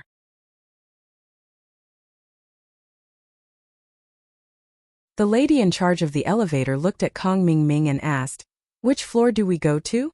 "This is the staircase downstairs." "Let's go downstairs too. To the second floor underground," Wang Shebing said to the lady. In his heart he thought, what kind of plan is this hospital? The treatment rooms aren't all together. They're all over the place, and this one is in the basement. The lady looked at the three of them strangely, but she still pressed the button for the second floor underground. When the elevator reached the first floor, everyone on the elevator went down. Only Kong Mingming and the other two were left. Kong Mingming felt strange. Why didn't anyone go to the basement? When the elevator reached the second floor underground, the elevator door opened. Wang Shubing and Zhu Xiaozhang helped Kong Mingming out of the elevator. They couldn't help but feel a wave of cold air hit them in the face. The three of them couldn't help but shiver. What entered their nostrils was the smell of decay and medicine. The light in the corridor was very dim. Fuck, what the hell is this place? How come there's no one here? Kong Mingming couldn't help but curse. Wang Shubing also felt strange. When he raised his head, he was shocked. He subconsciously took 2 steps back. He was still supporting Kong Mingming. When he stepped back, Kong Mingming couldn't help but stumble. Kong Mingming couldn't help but curse, "What are you doing? Do you want to kill me?" Master Ming, hear her? Zhu Xiaozhang raised his head and also noticed something was wrong. Only Kong Mingming couldn't lift his head. What's wrong? If you have something to say, spit it out. Kong Mingming said impatiently, hurry up and look. Where can I get an injection? Master Ming, you can't get an injection here. Zhu Xiaozhang said. Can't get an injection? Kong Mingming was stunned. What do you mean? This is the place to give injections to the dead. Zhu Xiaozhang pointed in front of them and said in a panic, Master Ming, this is the morgue. What? Kong Mingming heard Zhu Xiaozhang's words and suddenly jumped. He raised his head and looked. Wasn't that right? The words morgue were written in big letters. Under the dim light of the corridor, it looked especially eerie. Gotcha. Just as the three of them were panicking, a sound came from the door of the morgue. Run! Kong Mingming also forgot that he was a patient. He didn't know where he got the strength to turn around and rush out of the elevator. He madly pressed the elevator button. But the elevator had already gone up more than 10 floors. It would take a while for the elevator to descend. Wang Shubing and Zhu Xiaozhang were also nervous. Although they reminded themselves in their hearts, how could there be a ghost in broad daylight? However, the atmosphere here was indeed eerie. It made their hearts beat faster for no reason.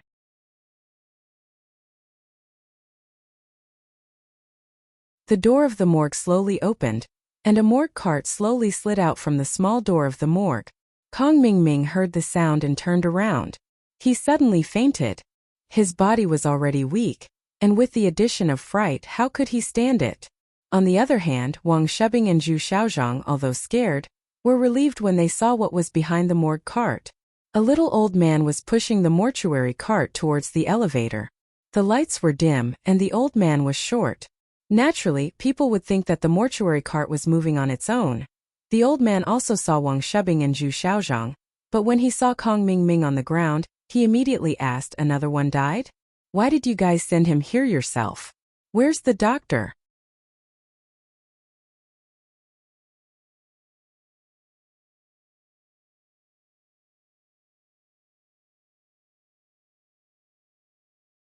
Chapter 690. Change your name, okay? Wrong direction? The old man shook his head and ignored the three of them. He continued to wait for the elevator. Kong Xiaoming fainted on the spot. He didn't know what fear was, but Zhu Xiaozhang and Wang Shubin were scared out of their wits. They were standing next to a corpse. How could they not be scared? After Kong Mingming and the other two left, the beautiful nurse took out 3 big wallets from her white coat and opened them. She couldn't help but smile instantly, and her eyes curved into the shape of a crescent moon. I didn't expect these 3 perverts to be so rich. This is what you get for being lecherous. I'll send you to the morgue. The beautiful nurse quickly took out the money from the wallet and put it in her pocket. Then she threw the 3 wallets out of the window. After a while, Nurse Wang came back with a swaddle in her hand. Seeing that Kong Mingming and the other 2 people were gone, she asked curiously, "Where are they?" Nurse Wang saw that Kong Mingming was a little unreliable, so she wanted to teach him a lesson. Anyway, he wouldn't die from a cold, so she deliberately went out to do other things. She planned to give them an injection when she came back, but when she came back, she found that Kong Mingming was gone. Maybe he couldn't wait and went to another place to get an injection? The beautiful nurse pretended not to know. She skipped over and took the swaddle from Nurse Wang's hands. She looked at it and said, "Wow, it's a cute princess." Yeah, these parents are really cruel. They just left him in the hospital. The parents also left a fake name. The police can't find any information. Nurse Wang sighed. It's all thanks to your orphanage. Otherwise, I don't know what to do with the abandoned babies in the hospital. They value men more than women. The baby girl in the beautiful nurse's hands seemed to be able to understand words. Hearing that her parents didn't want her, she couldn't help but cry. The beautiful nurse hurriedly coaxed the child. Don't cry, little baby. Big sister Xiaoku will take you to your new home. There are many big brothers and sisters, little darling. Big sister Xiaoku will buy milk powder for you later. The beautiful nurse's voice was very pleasant, as if she was born to coax these children. When the baby girl heard the beautiful nurse's words, she stopped crying. The beautiful nurse shook her eyebrows for a while, and the baby girl fell into a deep sleep. Xiaoku, head nurse son from the obstetrics and gynecology department, is on leave today, so you don't have to look for her. Why don't you just take the child home? The procedures are here. I've already done it for you. Nurse Wang handed a folder to the beautiful nurse. Thank you, Nurse Wang. Then I'll go first. The beautiful nurse took the child's file and thanked him with a smile. What are you thanking me for? Our hospital has to thank you.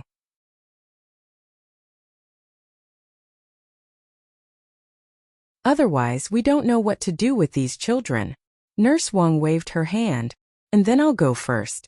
The beautiful nurse took off her white coat and returned it to Nurse Wang. Here, the air conditioning in this room is quite cold.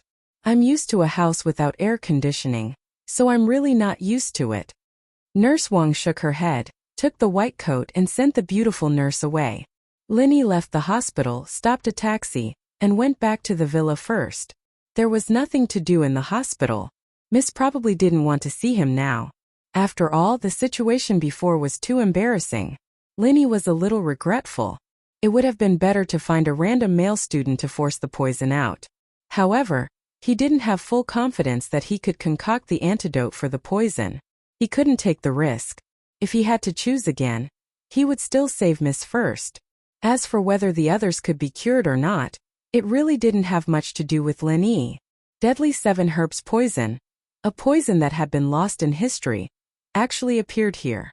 Although Linny didn't say anything when he was in the hospital, he had to report this news to the old man as soon as possible. There was still someone who knew about this poison. Which faction sent him here? This incident was obviously not random. It was premeditated. Was it targeted at Chu Pengzhan or Meng Yao? Linny didn't know about these. He had to ask Lingshan to know the details. He could call Lingshan in the car, but calling the old man was a bit secretive. Linny had to go home first. Miss Braindead, is there any result on the poisoning? Linny called Lingshan. Lingshan was so angry that she clenched her teeth.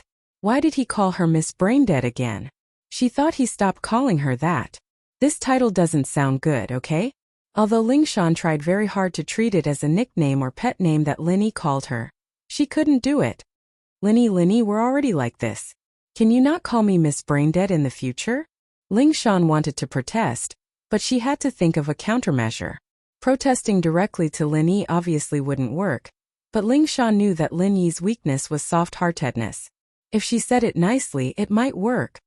Okay, then what should I call you? Tigress? Linny asked. You can call her Lil Song Girl or Cute Girl, that's fine too. Tigress Girl sounds too bad. Lingshan realized that Linny was more interested in the XX Girl combination and didn't dare change it too much. She suggested 2 nicknames that she could accept. Oh, then I'll call you Little Dumb Girl. Linny didn't take Lingshan's answer. Okay. Lingshan gritted her teeth. Little Dumb Girl it is, at least it sounded better than Miss Braindead, right? Although the meaning was similar, it didn't sound as insulting. Things had to be done step by step, didn't they? Rome wasn't built in a day.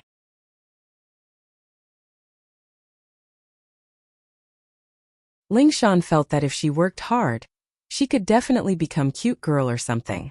Lingshan couldn't help but feel disgusted by her own thoughts. Was she a bitch? Satisfied just like that? And she was hoping that Linny would call her Cute Girl? If this matter were to spread out, how could anyone live? But other than being a little angry, Lingshan didn't feel any repulsion at all. Little Dumb Girl, is there any result for the poisoning? Linny asked.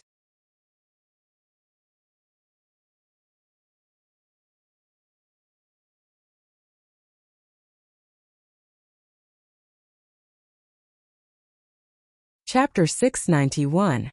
Chapter 691. The hidden family, however, Ling Shan didn't know that Lin Yi was the one who discovered the poison, and Miracle Dr. Guan's medical company was just a spokesperson. Zhong Pingliang. Lin Yi paused. How did this have anything to do with Zhong Pingliang? This kid had lost his kidney, and he still came out to poison people? Yes, but Zhong Pingliang is also a victim. We decided to exempt him from punishment. Of course, I don't agree with it personally, but I can't decide the final result, Ling Shan said faintly. She didn't have a good impression of Fabai and his son, but I heard that there are people protecting Zhong Pingliang from above. I think he's been hanging out with Zhao Qibing recently? I understand. Lin Yi finally understood who was the mastermind behind this. If there were no accidents, it should be Zhao Qibing, and other than Uncle Zhu, there were other masters behind him. Is there anything else?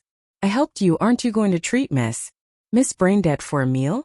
Ling Shan had gotten used to calling herself Miss Braindead in front of Lin Yi, and she almost said it out loud. What was wrong with her mouth? She wanted to be Miss Braindead? You got it wrong, right? Lin Yi realized that Ling Shan and the Miss were two different types of people. They'd both had their bodies seen, and they'd both seen embarrassing things, but Ling Shan had gotten a lot closer to him all of a sudden, while the Miss was a lot colder. Then I can treat you, Ling Shan said. Come to my house next Saturday. I don't have time, Lin Yi said faintly, rejecting her directly. Lin Yi felt that Miss Song was very pretty, and very seductive. It would be nice to have something happen with her, right? But the consequences. He was already annoyed enough right now. If she got closer to him, he wouldn't be able to do anything else if she came looking for him. Oh, next time then. Ling Shan was a little disappointed. Lin Yi really didn't seem to be interested in her at all. Her seduction had failed. Lin Yi's guess was right. Ling Shan really did see Lin Yi as a sucker. She'd already seen it, and she'd gotten the short end of the stick. There was nothing she could do about it, so she might as well ask Lin Yi for help. Ling Shan wanted Lin Yi to solve all the cases in the police force, like the burglary group, the motorcycle gang, and so on. These organizations had been around for a long time, and it was hard to take them all out at once, but Ling Shan still had some hopes. His current momentum was very good. If he continued to develop like this, it would not be a dream to be promoted to bureau chief. How long had he been in office? He had solved so many big cases in a row. The current Ling Shan was much more at ease than before. She thought that since she'd been seen by Lin Yi, she could be considered Lin Yi's girl. He'd help her solve the cases. What burden would she have? Lin Yi hung up the phone, feeling a bit of a headache.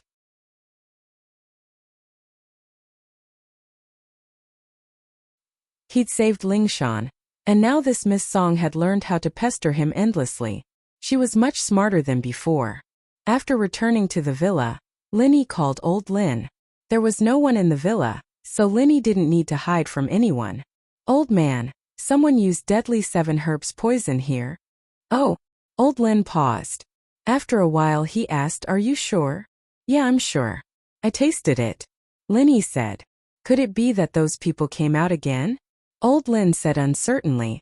Who? Lin Yi asked. People from the hidden house. Old Lin said. Hidden house? I've heard of the 4 big and 5 small noble houses, but I've never heard of any hidden house. What do they do? Lin Yi paused. The 4 big and 5 small noble houses are just some noble houses that formed later in the common world. They can't be compared to the hidden houses at all. Old Lin said. But I don't know much about the hidden houses. Your master knows more than me because he was one of the people involved back then. According to the agreement from more than 10 years ago, some ancient martial arts houses need to live in seclusion. Otherwise, their appearance will destroy a lot of the current order. Oh? My master? Lin Yi paused. He didn't expect his master to be related to the hidden houses. Among these hidden houses, there's a medical family, Yunan's House Yu. Although they're proficient in medicine, they're best at using it to harm people. They're also very good at goo. Old Lin said, but according to the agreement, House Yu doesn't allow their disciples to walk in the common world. They can only serve the big and hidden houses. You're saying that this House Yu knows the recipe of deadly 7 herbs poison? Lin Yi asked with a frown. It's possible, but I'm not sure. Old Lin said, you should pay attention to this matter first, but don't worry about it. With your current strength, you can't reach that level. They don't dare to violate the agreement from back then. Otherwise, your master wouldn't be able to ignore it. Okay, I got it. Since old Lin had said so, Linny naturally wouldn't continue asking. Although his current strength was enough to roam the common world, he wouldn't be able to do anything to those hidden monsters. Is there anything else? Oh right, I've already given the medicine you asked Airgooden to get, but this kid is busy with spring plowing. He'll have to wait for a few days. Old Lin said. This is not urgent. Linny said, oh right, do you know about the Wanyankin box? Linny suddenly remembered the Wanyankin box he got at the auction, but he didn't know what it was used for. After coming back from the auction, he had been busy with all kinds of things. He also forgot about the box until now. Wanyankin box? I've heard of this before. There's an introduction in an ancient book at home. Old Lin thought about it and said, why do you ask? I think I have one with me. Linny said. What?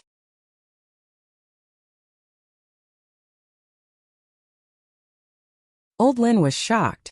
You have it? How did you get it? You actually have something that can only appear in ancient books? I got it by chance at an auction. Linny didn't expect old Lin to have such a big reaction. Could it be that this Wanyankin box was really special? So he asked, old man, is this thing good? How can it not be good when it's mentioned in ancient books? Old Lin asked back. Oh, then this Wanyankin box, what is it used for? Linny's curiosity was also piqued, and he quickly asked, I really don't know what it's used for. Old Lin changed the topic. Huh. Linny was stunned. He didn't expect old Lin to answer like this. He couldn't help but be surprised. You don't know?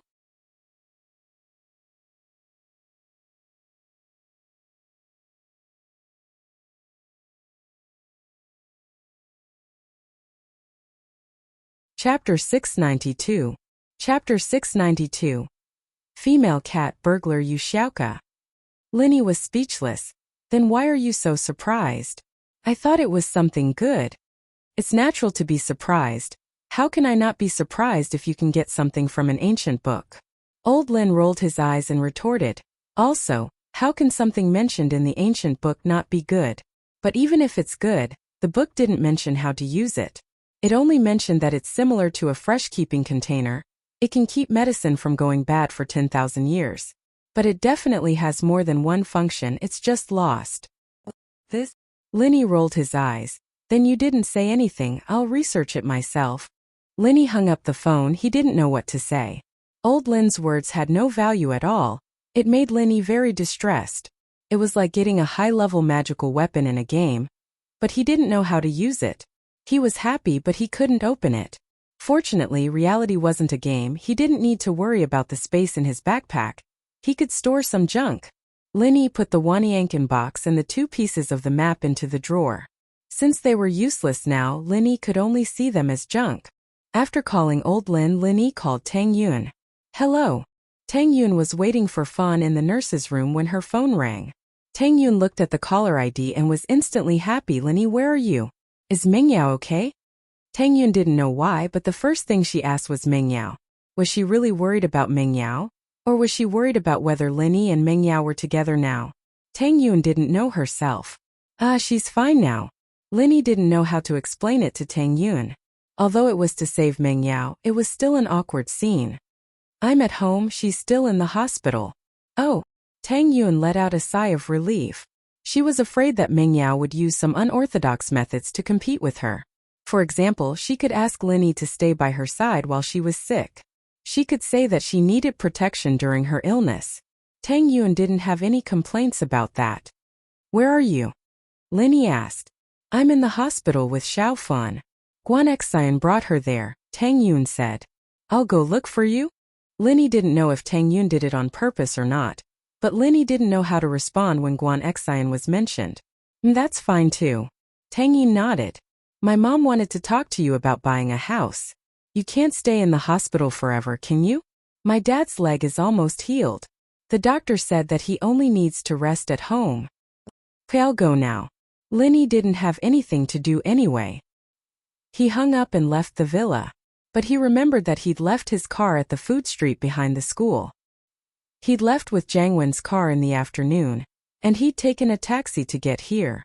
It was unnecessary to go to the school to get his car.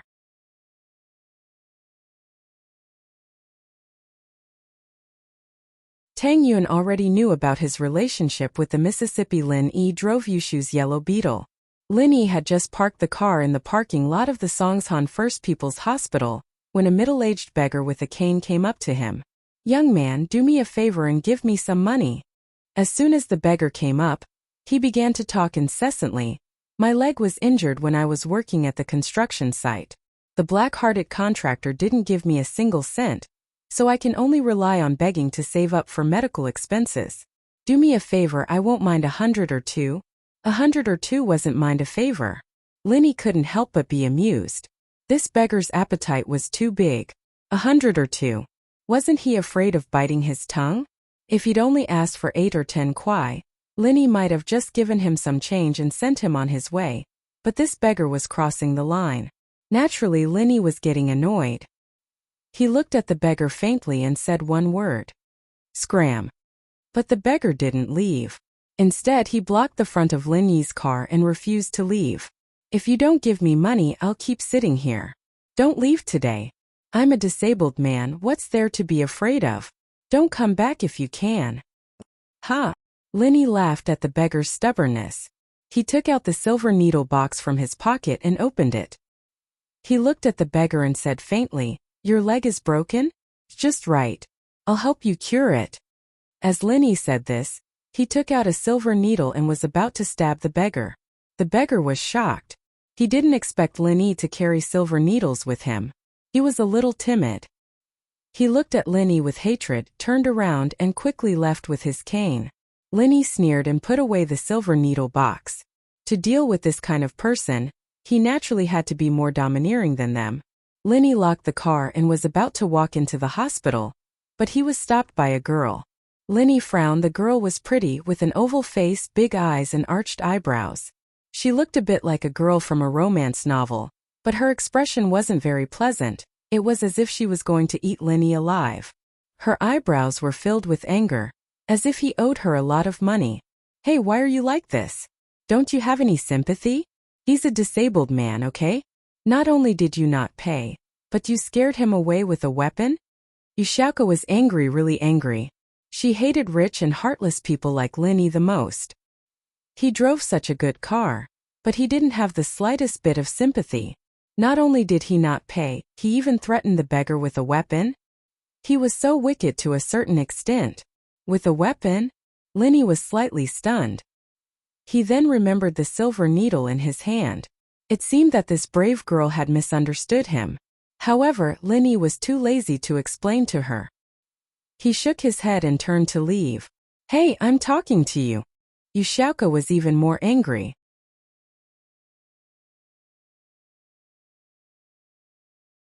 She grabbed Lin Yi's clothes and didn't let him leave. The person in front of her not only didn't know how to repent, but also ignored her words. He looked like he didn't care. If she didn't teach him a lesson today, how could she face herself? This rich and heartless fat sheep. If she didn't make a move, then even the heavens would blame her. "Say what? That beggar?" Lin Yi frowned. "If you pity him, then give him money."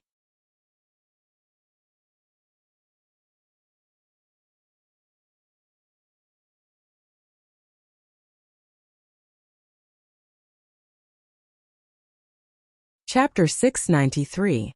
"I want to challenge you, of course. I'll give him the money now." Xiaoka ignored Lin Yi and ran to the beggar. With her back facing Lin Yi, she took out a wallet and gave 100 yuan to the beggar. The beggar's eyes lit up as he thanked her. Xiaoka, on the other hand, left the hospital in a flash. I'm making money. I don't even know how to spend it. I'll buy a Nokia with my left hand, a Motorola with my right."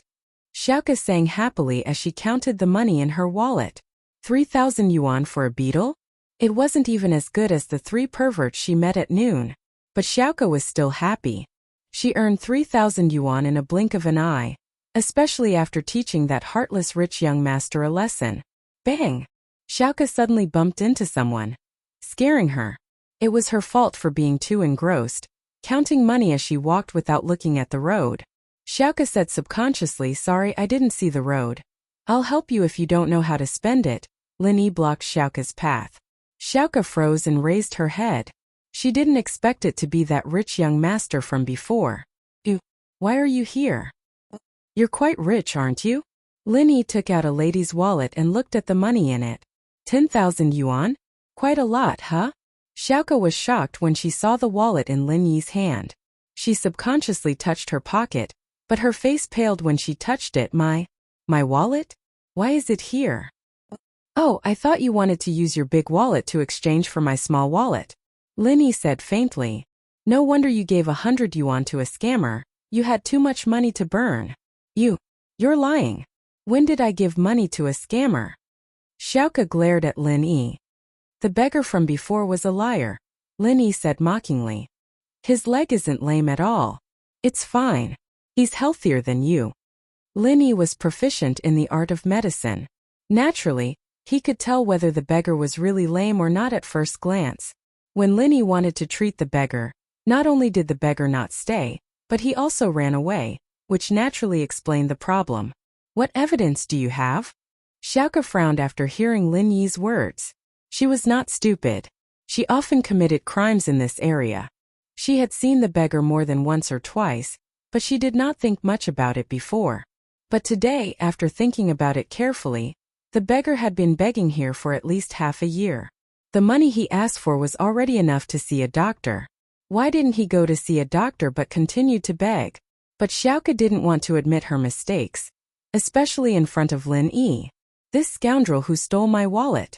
I'm too lazy to talk to you about this. Lin Yi snatched his wallet from Xiaoke's hand. With your skills you still dare to come out to steal? Go back and train for a few years before coming out to embarrass yourself.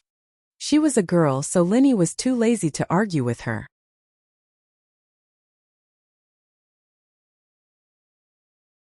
As for her wallet, Lin Yi decided to confiscate it to teach her a lesson. Don't go. Xiaoke panicked. Not only did Lin Yi steal her earnings today, but he also humiliated her skills. Xiaoke had always thought of herself as the #1 thief, but Lin Yi didn't just steal her wallet, he even told her to go home and practice for a few more years. This was a blatant provocation. Xiaoke had always thought of herself as the #1 thief. Lin Yi naturally ignored her. He still needed to go to the hospital. How could he waste time with this female thief? I want to challenge you. As the 46th generation disciple of the Fian sect, how could Xiaoke let Lin Yi go? This guy dared to look down on a disciple of the Fian sect. How could Xiaoke tolerate it? She was only 18 years old. She was young and full of vigor. Naturally, she wouldn't admit defeat. Regarding the Fian sect, see Very Pure Very Ambiguous prequel, also known as Rebirth Chasing Beauty. Challenge? Challenge what? Lin Yi looked at Xiaoke. He felt that this girl was a little crazy. This thief was too much. She didn't want to escape after he saw her. Instead, she wanted to challenge him. If she met the police, she'd be in jail already. Of course it's the art of stealing. Xiaoke puffed out her chest and stared at her big wallet in Lin Yi's hand. If it's chest, I can consider it. But I'm sorry, I'm not interested in stealing. Lin Yi looked at Xiaoke's chest lecherously. It wasn't very big, but it was very firm. It seemed that she exercised a lot, so her chest muscles were quite developed. Xiaoke was going crazy. She had been in the business for so long, but she had never been robbed by someone. Today was the first time. This made her angry, but at the same time she felt humiliated. She was the heir of the Fian sect. The Fian sect was the #1 thief sect in the world. How could she lose to someone else? Plus, Xiaoke didn't think that it was because she wasn't as skilled as Lin Yi, but because she was too excited when counting the money and bumped into Lin Yi, giving him the chance to steal her wallet. In fact, Lin Yi had already stolen her wallet when she stole it. It was just that she didn't feel it. Lin Yi ignored her and turned to leave. Lin Yi felt that there was something wrong with this girl's head. With this kind of mentality, she still came out to be a thief and challenged others. Seeing that Lin Yi was ignoring her, Xiaoke gritted her teeth in anger, but there was nothing she could do. This was the first time Xiaoke encountered something like this, and she didn't know what to do. Seeing that Lin Yi was leaving, she followed him. Even if Lin Yi didn't want to compete with her, she still had to get her wallet back. That was the biggest reward of the month. How could she let it be taken away so easily? Xiaoke wasn't willing. Lin Yi didn't think that Xiaoke would follow him. This made Lin Yi not know whether to laugh or cry.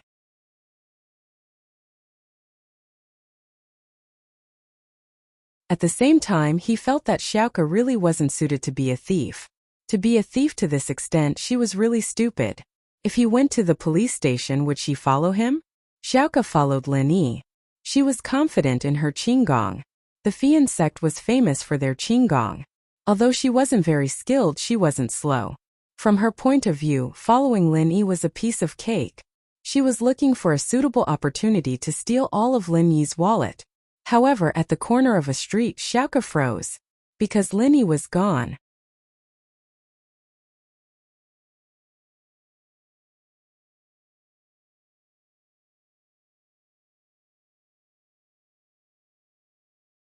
Chapter 694.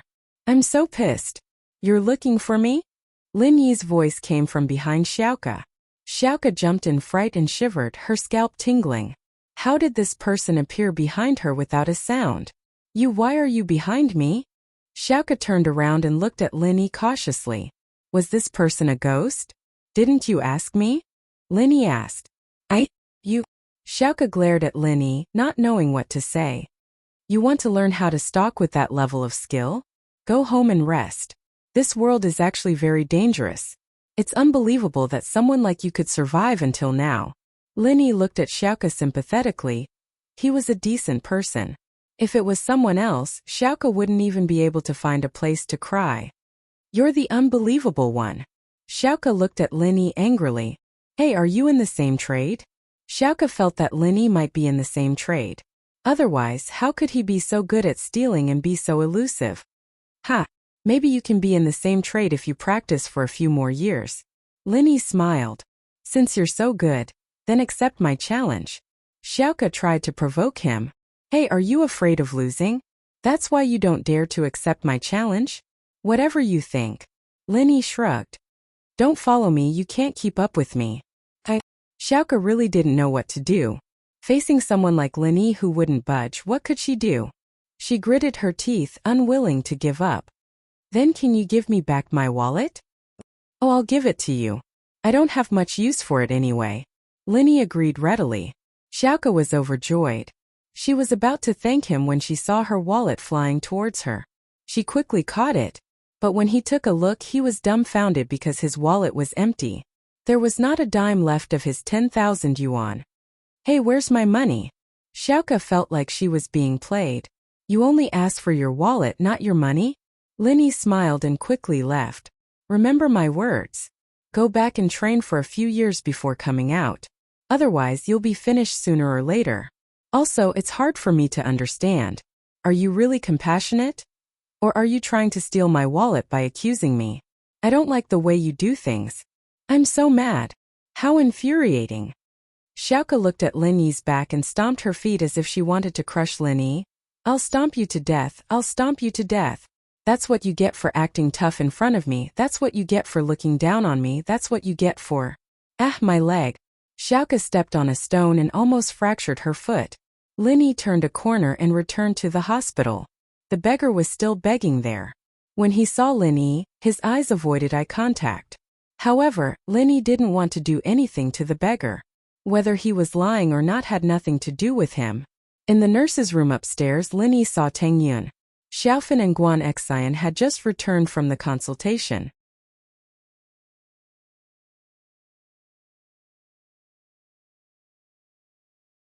Guan Xian saw Lin Yi and blushed. She wanted to say something but she held it back when she saw Tang Yun. On the other hand, Lin Yi took the initiative to greet Guan Xian. Xian, how's Xiaofan's illness? Actually, Lin Yi could see that Xiaofan's spirit was much better. Her illness came from her heart. Now that the knot in her heart was untied, it wasn't a big problem anymore. It was just that the side effects from before still needed to be controlled with medication. It's nothing. The doctor said that if the illness doesn't act up again, you don't need to come to the hospital anymore. Guan Xian shook her head. Sorry to trouble you. Lin Yi nodded. I saw Grandpa Guan today, but it was a bit rushed. I'll visit another day. Guan Xian nodded. She wanted to say that she wanted to cook for Lin Yi, but Tang Yun was also there. She didn't want to say it directly. She was afraid that Tang Yun would misunderstand.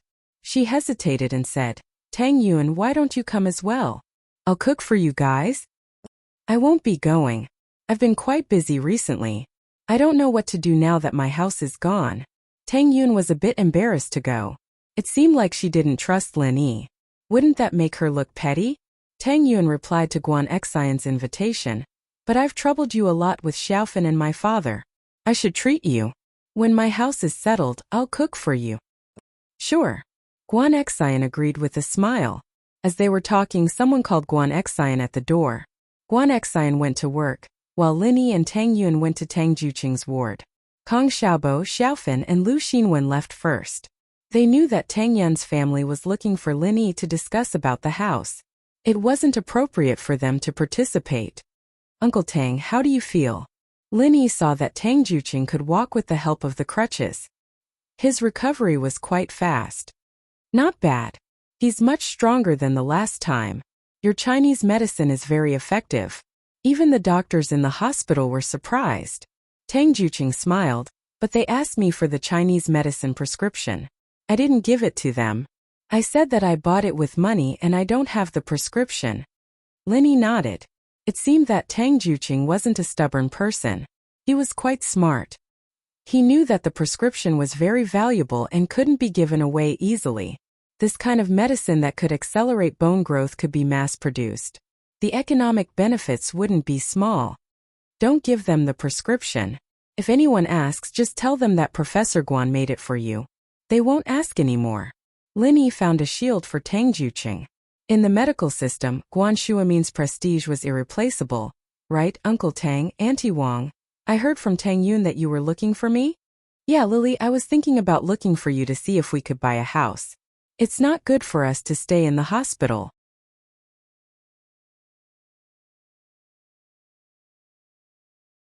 The hospital fees are more expensive than a hotel. It's not worth it. Although Mrs. Tang didn't pay for it, she still felt bad. Wouldn't it be better if Lin Yi gave it to her? That's true. The hospital isn't as good as our home. Lin Yi nodded. He didn't think about it before. Lin Yi didn't have a place to live. He was used to this kind of wandering life. However, Tang Yun's family was different. They were ordinary people. They didn't feel comfortable without a home. You're tuning into the Li Mei Sword of Destiny YouTube channel. We're so grateful for your support, and don't forget to subscribe to join us on this incredible journey through captivating stories. Your generosity through donations truly makes a world of difference, as it's the primary source of revenue that allows me to expand and enhance this channel for you. Thank you from the bottom of my heart for being a part of this adventure.